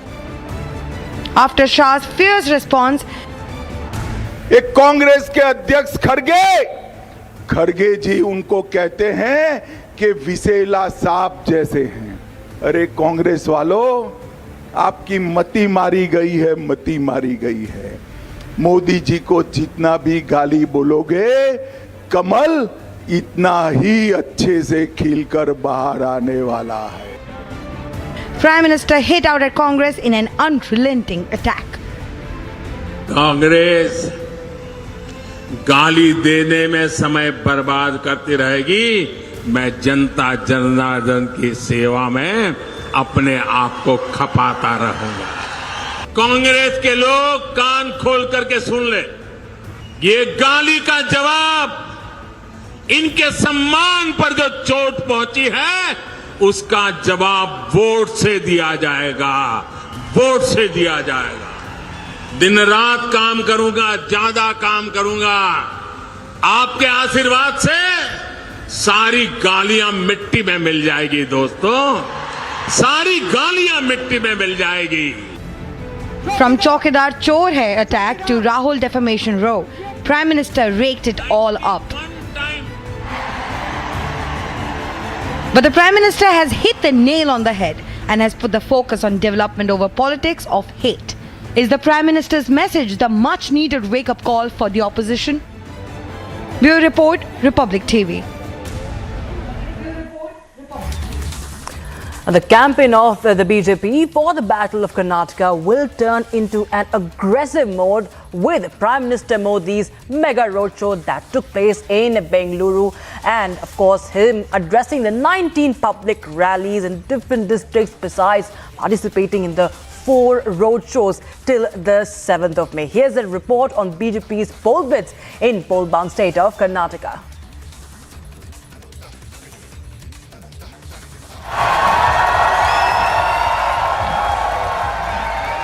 Karnataka is only 10 days away from polling. The BJP is going all out to win the confidence of the voters. And to retain its government in the state, the Prime Minister is on a 2-day visit to the poll-bound Karnataka. Thank you. From calling out Kong abusive politics in Humnabad rally,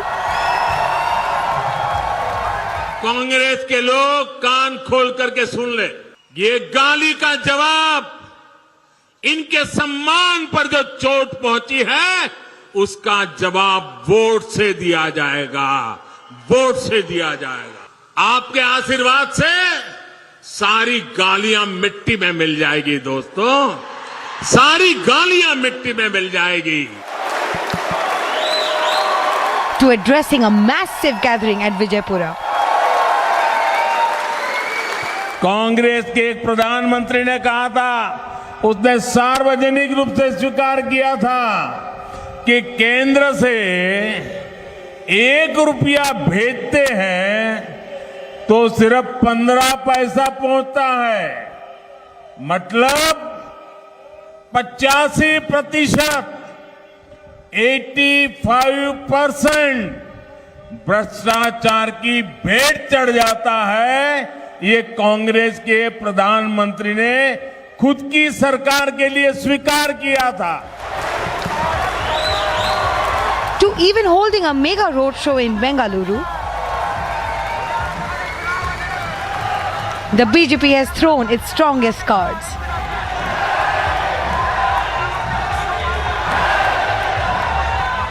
BJP's poll blitz witnessed top leaders like JP Nadda holding a roadshow in Dharwad and Devanagari. ये भ्रष्टाचार की बात करते हैं, ये 400 करोड़ रुपए का Malaprabha canal का स्कैंडल सिद्धारमैया तुम्हारे टाइम में हुआ था कि नहीं हुआ था? घपला करो तुम और भ्रष्टाचार की चर्चा करो हमसे। हर साल भ्रष्टाचार, 2014 में भ्रष्टाचार, 2015 में भ्रष्टाचार, 2016 में भ्रष्टाचार, 2017 में भ्रष्टाचार, हर साल भ्रष्टाचार, नया नया भ्रष्टाचार। Union Minister Amit Shah offering prayers at the Hari Hareshwara temple in Devanagari.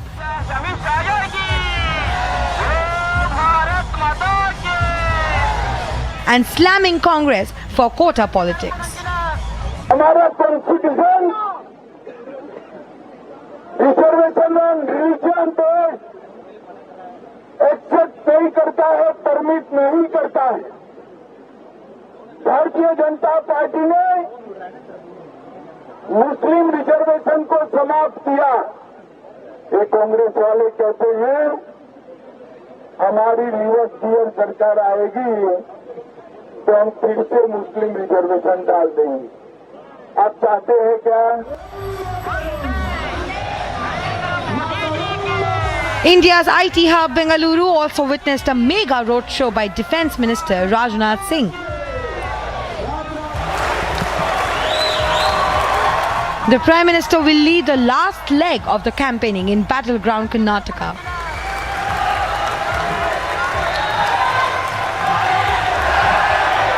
With mega rallies and big road shows on the cards, the BJP is looking to retain power in its gateway to the south.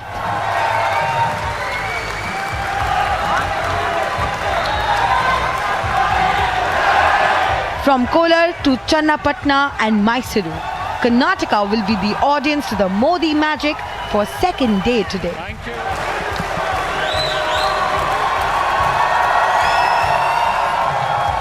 On May 2nd, Prime Minister will campaign in Chitradurga, Vijayanagar, Sindhanur and Kalaburagi.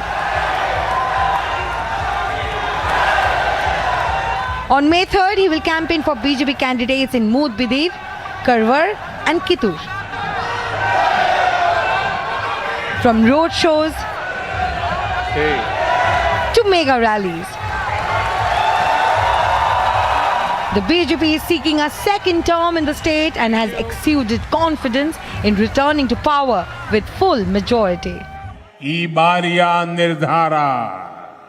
Bureau Report, Republic TV. निर्धारा बहुमतदा BJP सरकारा।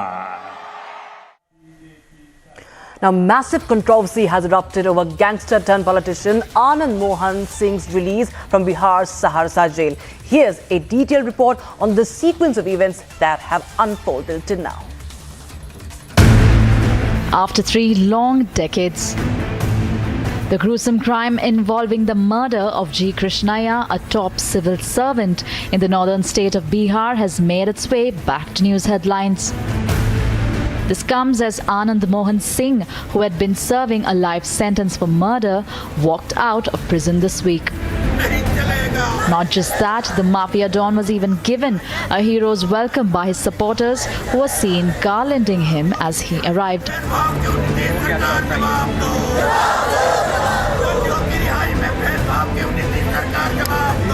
The brutality of the crime and the brutality with which Krishnaiah was murdered sent shockwaves throughout the country.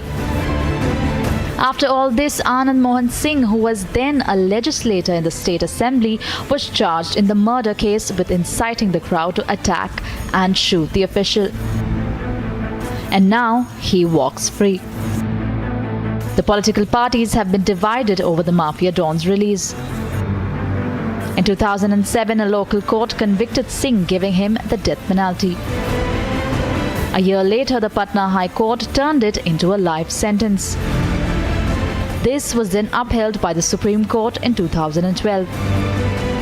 Until recently, Singh couldn't be freed, as according to Bihar's jail manual, those convicted for murdering a public servant on duty were not entitled to early release. However, earlier this month, the state government led by Chief Minister Nitish Kumar dropped the clause from the manual. They announced the release of 27 prisoners, including mafia don Anand Mohan Singh. But Nitish Kumar has now defended the release.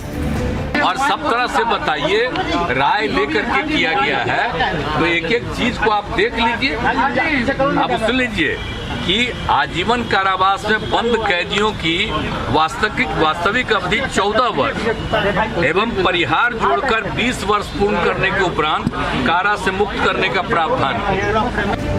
The BJP has come down heavily on the Nitish government.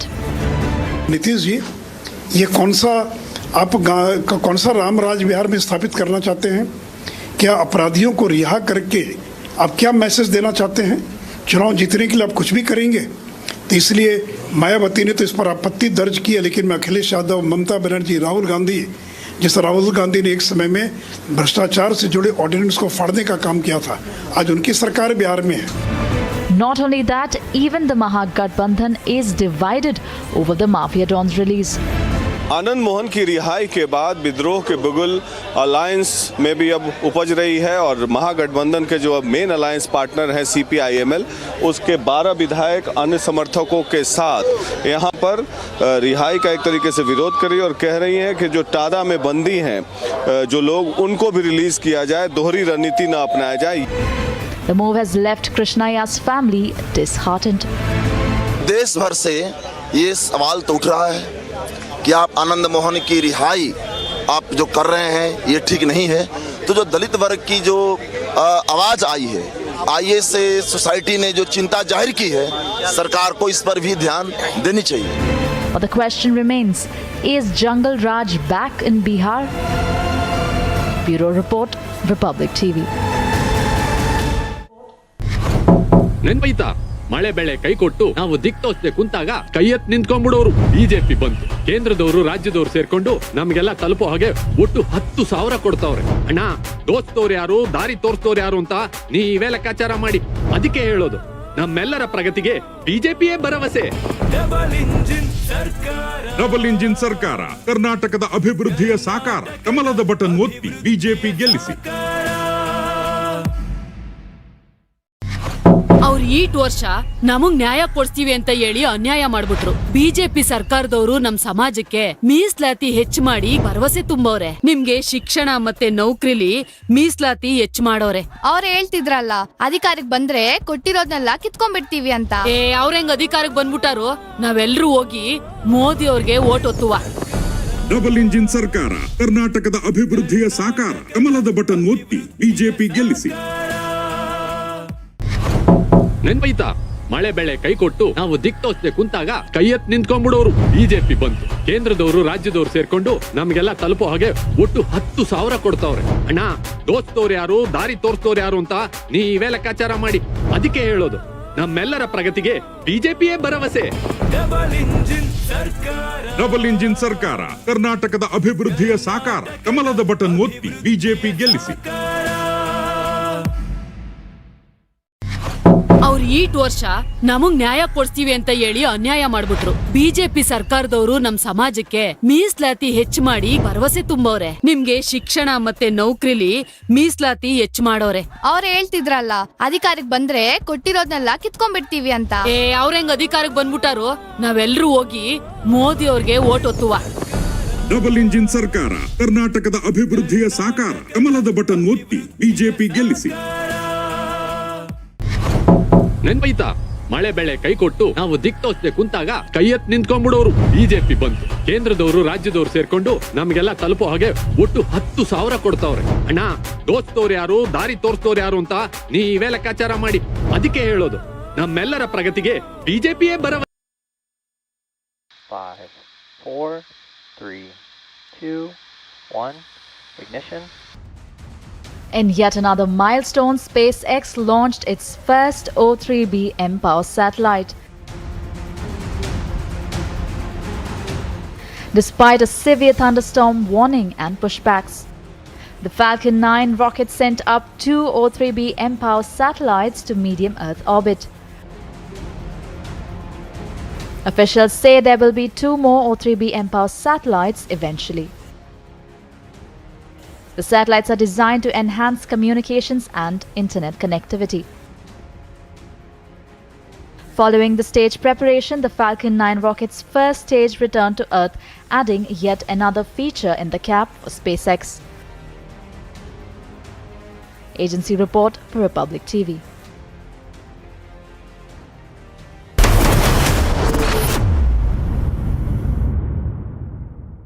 $13,000 placements last year. At Amity, we are committed to nurturing passionate, hardworking and proactive professionals. You're now a part of the Narendra Modi-led present-day government. How do you see the different styles of functioning? And do you think that the style of governance is what leads us to this track on transformation? The capability, expertise and the attention to detail, that insistence has been there with Prime Minister Modi. In 9 years, Prime Minister Modi has built 74 additional airports, heliports and waterports. We've doubled it to 148.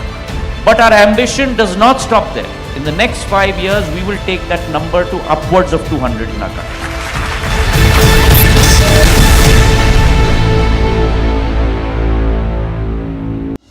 What are the thresholds of transformation? What must be continually transformed as an individual, as a society, as a country to stay relevant? We are talking about civilizational reawakening. What does transformation mean? Look, change is an order of the world. Everything has to change. If anything doesn't change and if it gets stagnant, then you have to see that something is not right there. But change towards the better, we call transformation. So the baseline for transformation is physical, mental, emotional and spiritual comfort. Mr. Vaishnav, how soon can we change all the trains in the country? Why do we need bullet trains? Why do we need fast trains at all? That's a transformation. So from tinkering to transformation, tell me what really has changed and what is changing. Today, Railway's thought process, Railway's mindset is only and only about performance, only and only about meeting people's expectations, only and only about transforming the economy. Our Prime Minister really thinks that India will become a superpower, and he believes that if we lay the foundation right, then the country will be in the right direction. You're now a part of the Narendra Modi-led present-day government. How do you see the different styles of functioning? And do you think that the style of governance is what leads us to this track on transformation? The capability, expertise and the attention to detail, that insistence has been there with Prime Minister Modi. In 9 years, Prime Minister Modi has built 74 additional airports, heliports and waterports. We've doubled it to 148. But our ambition does not stop there. In the next 5 years, we will take that number to upwards of 200 in our country.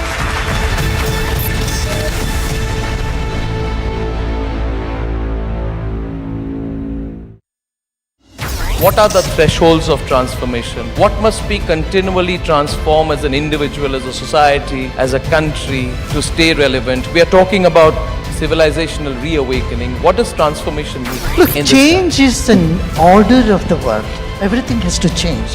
If anything doesn't change and if it gets stagnant, then you have to see that something is not right there. But change towards the better, we call transformation. So the baseline for transformation is physical, mental, emotional and spiritual comfort. Mr. Vaishnav, how soon can we change all the trains in the country? Why do we need bullet trains? Why do we need fast trains at all?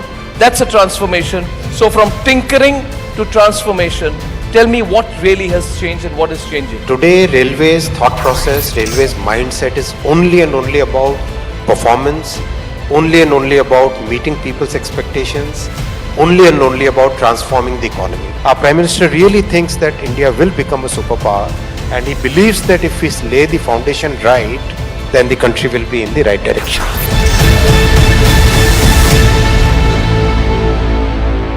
You're now a part of the Narendra Modi-led present-day government. How do you see the different styles of functioning? And do you think that the style of governance is what leads us to this track on transformation? The capability, expertise and the attention to detail, that insistence has been there with Prime Minister Modi. In 9 years, Prime Minister Modi has built 74 additional airports, heliports and waterports. We've doubled it to 148. But our ambition does not stop there. In the next 5 years, we will take that number to upwards of 200 in our country.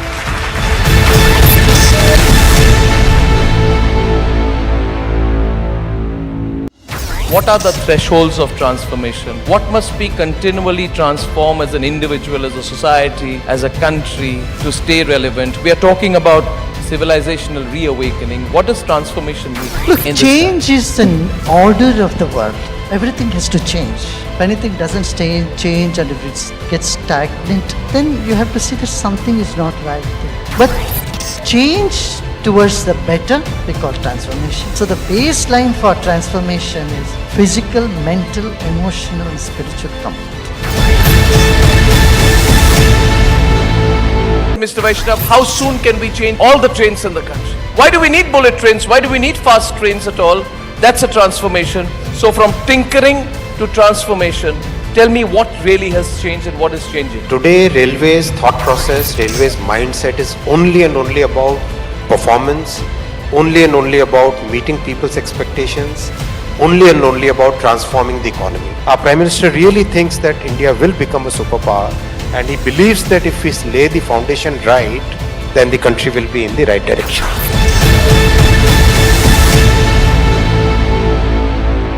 You're now a part of the Narendra Modi-led present-day government. How do you see the different styles of functioning? And do you think that the style of governance is what leads us to this track on transformation?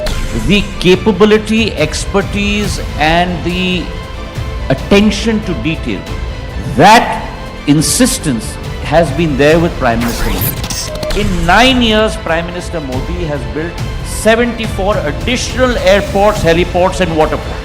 We've doubled it to 148. But our ambition does not stop there. In the next 5 years, we will take that number to upwards of 200 in our country.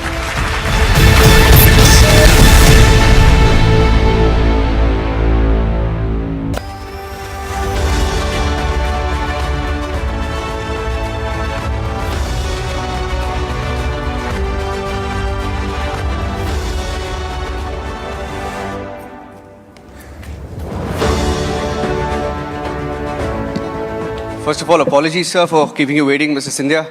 And before we start the session, last Wednesday, we got the news that Mr. Scindia had tested positive and for COVID. And we were very nervous whether he could make it for the session. But a round of applause for him taking the time out. Thank you very much. We're very grateful to you for, yes. Thank you so much, Mr. Scindia, for giving time for the Republic Summit. And we very aptly call this session with you flying sky high because of the tremendous growth trajectory that the Civil Aviation Ministry has shown in the past few years. I would speak about that later, but I would like to speak about the flight that the Indian economy has taken off on. And you being a part of the Congress-led UPA government, you're now a part of the Narendra Modi-led present-day government. How do you see the different styles of functioning? And do you think that the style of governance is what leads us to this track on transformation? So first, thank you for having me. It's always a pleasure to be on the platform of Republic TV.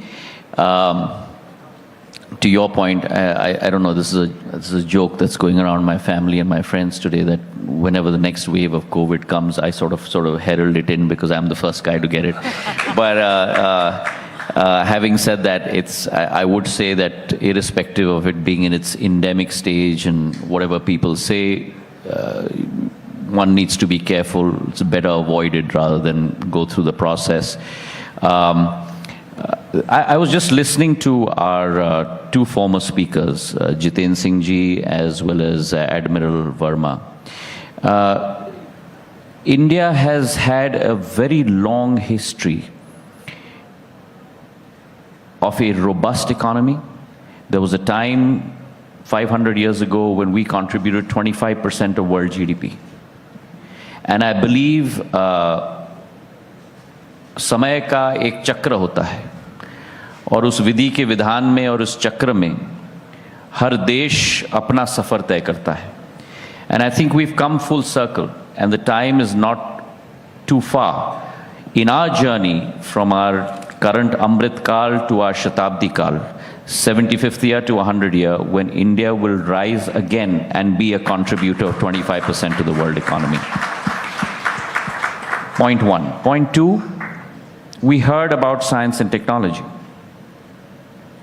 We heard about our maritime strength, and to our interviewer in that session, he talked about Akbar. But he forgot about the great Chhatrapati Shivaji Maharaj, who manned the whole western flank of our seaways. He was the one who ensured that invaders would not come into our country from the seaside, whether it's the Portuguese, the Jijji, across that flank. And India, as Admiral said, over the last 1,000 years, has been the labyrinth of infrastructure. If you look at our sea path, all the way from Africa till Europe, trade was done through the sea route in India. If you look at our road infrastructure, all the way back 500 years, when the GT road had been built in India. In Vajpayee ji's time, we built the north-south quadrilateral. Today, we are building highways across the length and breadth of India. We are building such highways on which Air Force jets can land. That's the level of technology that India has reached today. In the last 9 years, we had 75,000 kilometers of highways in 13-14. We today have 150,000 kilometers of highways across the length and breadth of our country. And that strength has translated into civil aviation. India is no stranger to civil aviation. Air India started its routes before independence in India.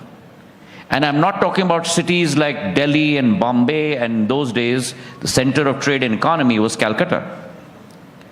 I'm not talking about Chennai and Hyderabad.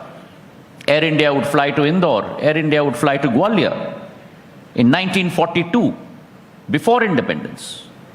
So this has been a strength of India which has been forgotten in this journey for the last 40, 50 years, being revived by Prime Minister Modi as we walk this path to our Amrit Kal and from our Amrit Kal to our Shatabdi Kal.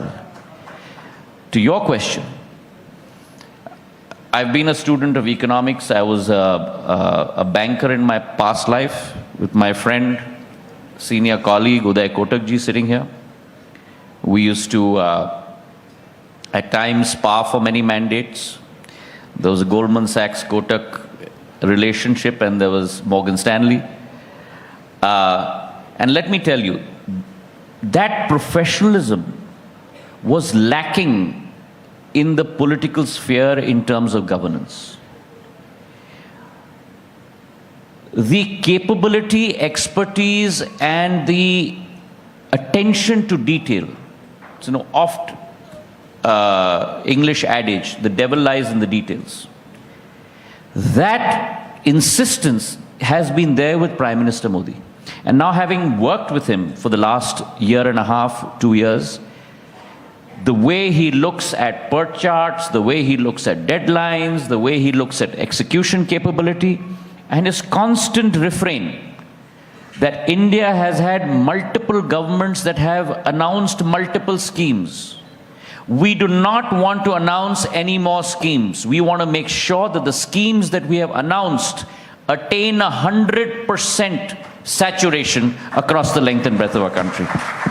And so he pushes each one of us. Where are you on that path of 100% saturation? Where are you on that path in providing capable service to our people through government schemes? And that's the fillip that civil aviation has gone through in the last 9 years. If you truly ask me, give me one word of the change of civil aviation in the last 9 years. The one word that has happened in India in civil aviation is the democratization of civil aviation. नागर विमानन का लोकतांत्रिकरण ये 9 साल में हुआ है. What was earlier seen as an elitist service, a service for a few, Prime Minister Modi has democratized that with Ude Desh Ka Aam Nagrik, the people that we heard about, the aspirations that were imprisoned in glass bottles. Those aspirations today, no pun intended, are actually soaring high. When people, through a government-subsidized program, can fly by air as opposed to going by train or by road. That's the fulcrum and the change and the delta that we have seen in the last 9 years. Yeah. No. You know, speaking about... And let me just add one more data point to buttress my argument. 2013-14, we had 60 million travelers by air in our country. Today, we have 140 million travelers by air in our country. 2 times. But that's not the end of it. If I look at my Sahbagi, which is the railways, which is also a department which is very close to my heart for very obvious reasons.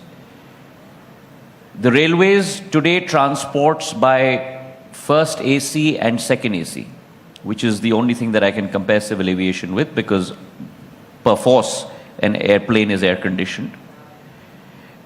Roughly about 185 million travelers in India. We transport 144 million travelers in India today. The change in the last 9 years.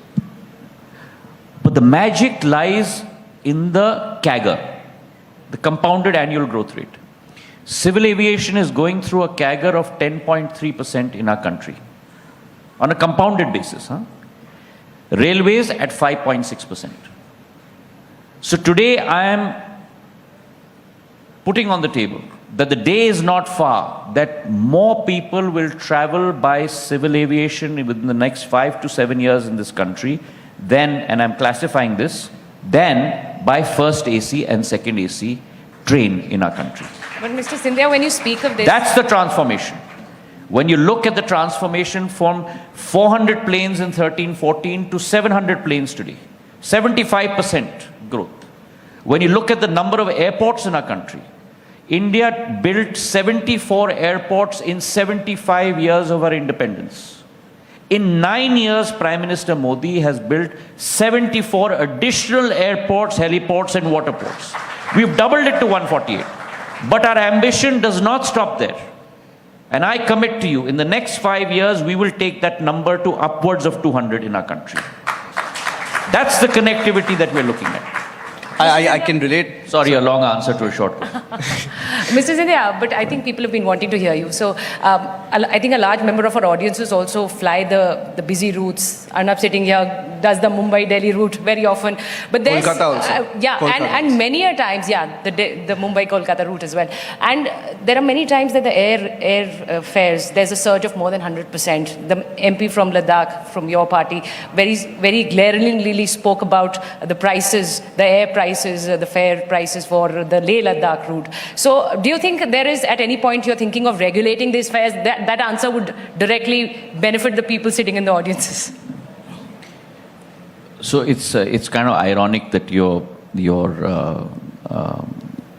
putting this question to me. The whole call from 1.3 billion people in our country today is regulate less. Minimum government, maximum governance. It was my father who in 1993 deregulated civil aviation. And today you're putting a proposition to me that you would prefer that I re-regulate civil aviation. This is a market-driven sector, number one. Number two, I'd like to explain a very valid question that you've raised. We are a cyclical industry. This industry is a seasonal industry that has its highs and its lows. You have a high season starting in Dasera, festive season in October, which takes you until early Jan. Then you have a low season that comes in from Jan till about April, May, when schools close and we take our children on holidays. And then you have high season until monsoon, and then monsoon is the real low season in India. And then you start off again post-monsoon into festive season.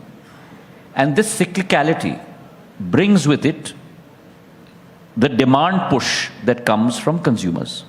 And this is not alien only to India. This is the status of our industry worldwide. Absolutely. One. Two, just look at how difficult the environment is in which the civil aviation sector worldwide has operated. For the last 2 years in COVID, our planes were sitting on the ground. There was not a single traveler. But still, India is the only country in the world where a single airline has not shut shop. All of them are still flying. And I must bow my heads to my airlines who have done a stellar job through civil aviation. Rini mentioned the whole issue of Operation Ganga. There is no country in the world that flew 90 sorties of civil and Air Force flights into Romania, into Budapest, into Hungary, into Czechoslovakia, all with one purpose: to get our citizens back safe. And I must bow my head to all those civilian and Air Force pilots that did that without any purpose in mind but to make sure that we bring our kids back safe. So our civil aviation sector has gone through a very turbulent time and has done a yeoman's job. Combine that with their economics. What is the civil aviation sector's economics? 50% of the cost structure of civil aviation is dependent on one factor: air turbine fuel. And ATF prices have gone from 53,000 rupees a kiloliter pre-COVID in 2019 to 1,07,000 rupees a kiloliter today. So 50% of your cost structure has doubled. And in an environment in which all airlines are making losses, basically 50% of your losses have doubled. And even in that environment, they're continuing their service. So I certainly believe we have a practice called RBDs in civil aviation, reservation bucket designators. If you book your ticket well in advance, whether it's a Leh ticket or a Kolkata ticket or otherwise, if you book it 2 weeks or 3 weeks in advance, you'll get it at floor prices. The raison d'etre of the argument that is coming up is for people like you and me who book our tickets in the last day or the last 2 days or the last 3 days. Yes, the fares will go through the roof at that point of time. But that is the practice worldwide. It's not alone to India as well. Right. But I'm very confident as our fleet size grows. Air India has put in a order of 470 planes, the largest order not in Indian civil aviation history, but global civil aviation history. That's where we have reached on the global stage today. 250 planes from Airbus, 220 planes from Boeing. 470 aircraft. Indigo has put in another order. As these planes keep coming in and that supply grows, I am looking at our current civil aviation sector traffic of 144 million domestic, 60 million international, total 200 million, doubling to 400 million in the next 5 years. That's the demand that we're looking at. So, Mr. Scindia, and I do believe, just to add on that, the Laffer curve example in telecom. There was a time in telecom when I came back from undergrad at Harvard, when I became a banker. We did not have a single one of these boxes in our country. And each one of these boxes cost over $1 lakh rupees, and it used to cost $16 a minute in terms of operational cost for a consumer. Today, you get this box at 4,000 rupees a box, and voice is free. Correct. So economies of scale argument have also manifested themselves in civil aviation, and certainly will do so in the days to come. Fantastic figures. You seem like you're a man on a mission. You know, transformation in the civil aviation sector. Now, I want to go back a few years. We've seen scams during the previous government, especially in the aviation sector, and we've covered those, right? Deals were signed, for example, the Air India allegedly made to sign deals, carrier losses in 2008, 2009. Air India is today privatized. You spoke of all the transformation that has happened. What stopped the previous government from doing what you are doing today? See, I'm not going to be like the Congress party that drives with its eyes in the rearview mirror.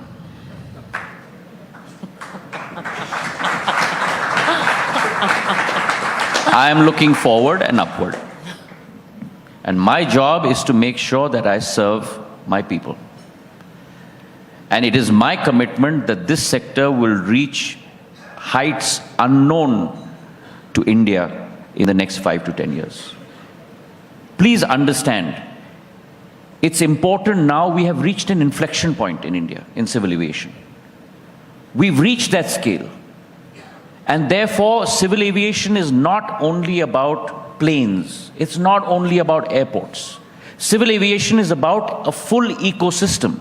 And that ecosystem is about ground handling. It's about cargo. It's about MROs. It's about FTOs. You need enough flying training organizations to train your pilots. You need enough MROs to be able to service your engines. That whole ecosystem today is ripe for supplanting in India. And that is happening as we speak. Safran is putting in a $150 million investment into India to manufacture close to 1,000 engines per year over the next 3 to 4 years. That's never been thought of before in India. Yeah. Airbus has tied up with Tata's, a 200 C295 manufacturing facility in Vadodara for 20,000 crores. Could we ever imagine that Airbus will set up a manufacturing facility in India? Today, Apache fuselages, the Apache helicopters that we look at in the US Air Force and so on and so forth. Where are those fuselages made? Very few of us know. But they're all made in Hyderabad by a Tata joint venture with Boeing. The C-130J Hercules aircraft that you see, which went in Operation Ganga to get our kids back. The appendages of those aircraft, where are they made? They're made in India, in Hyderabad. Atmanirbhar Bharat, made in India. Ladies and gentlemen, it's happening in civil aviation in India due to Prime Minister Modi. So my view is in the windscreen looking forward and upward. Yes, there have been many scams in the past. There's no denying that. Air India has been the victim of many scams. The reason why Air India was in the state that it was, 600 crores worth of losses per month on an ongoing basis, 7,200 crores per year, drained not of Government of India's exchequer, but your money and our money, is because of the scams that took place. The wrong aircraft orders that were put in place. The twisting of rules that happened. Yes, all of that happened. But that is our past. We have to look at today, and we have to look at the future of India. And the future of India, ladies and gentlemen, in the civil aviation sector is very bright indeed. I commit to you that. Okay, I just want to take a follow-up question on that. Mr. Scindia, you know, certain airlines have had to ground about 50 planes or more due to disruption of jet engines. You spoke about jet engines. The maintenance by American company Pratt & Whitney. And yet, we are told that India is buying or importing engines from them. So is India planning to reduce the dependence on other countries or flight paths, make more indigenous paths here? So yes, I'm not going to get into company-specific details because my job as Minister of Civil Aviation is not to start interfering between a contract between yourself and her. Yes. And I'm sure there is because both of you work with Republic TV. But having said that, my job is to ensure that the civil aviation sector moves fast in India. There are issues with engine manufacturers. I'm not going to deny that. Close to about if I'm not wrong, about 50 to 55 planes out of our fleet of 700 today are grounded because of engine issues.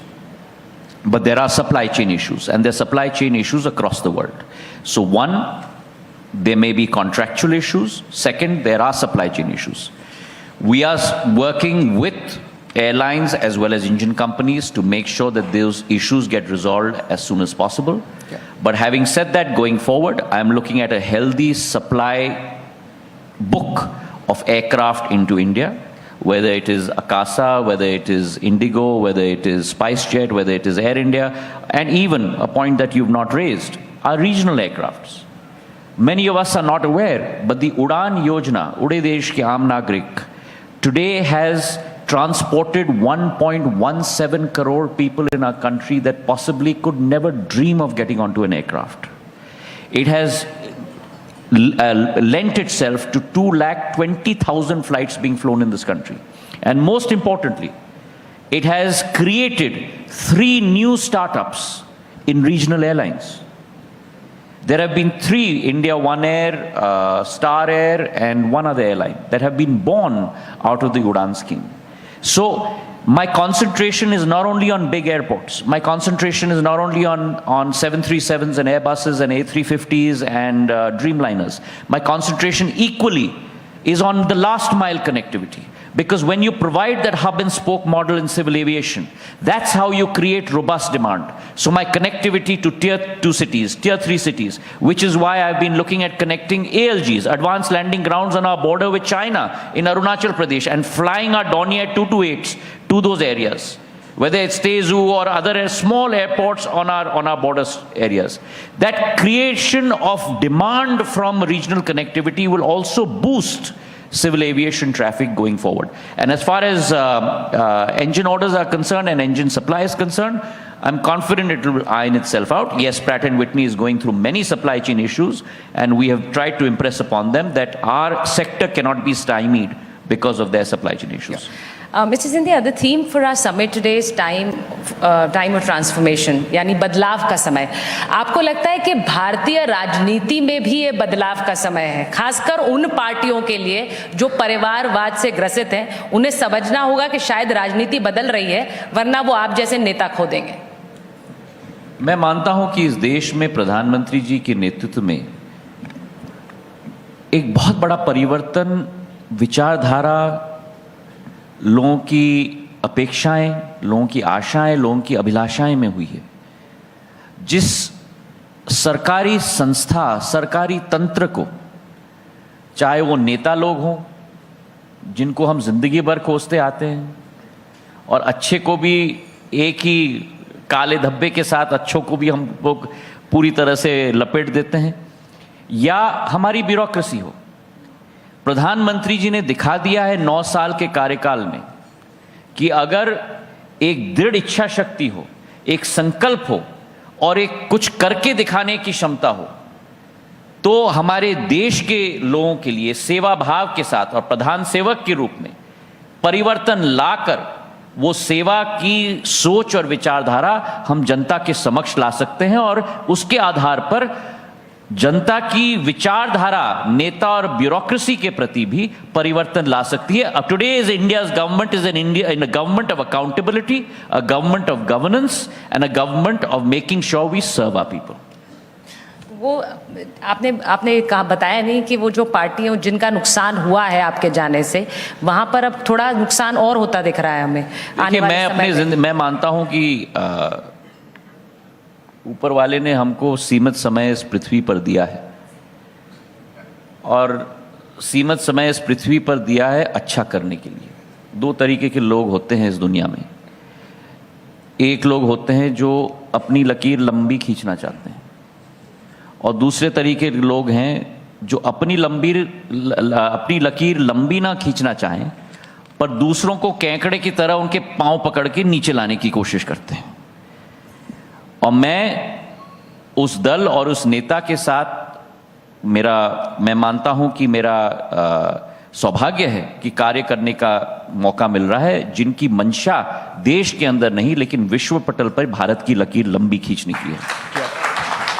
Since you're on the political point, I'm going to ask him one last political question. Do you miss some of your former colleagues in the Congress? For example, what's happening in Rajasthan.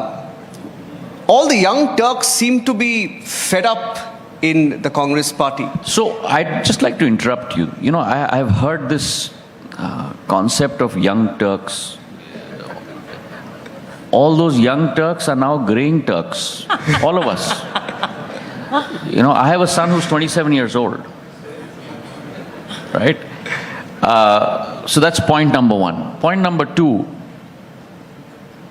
This is not a Congress party problem.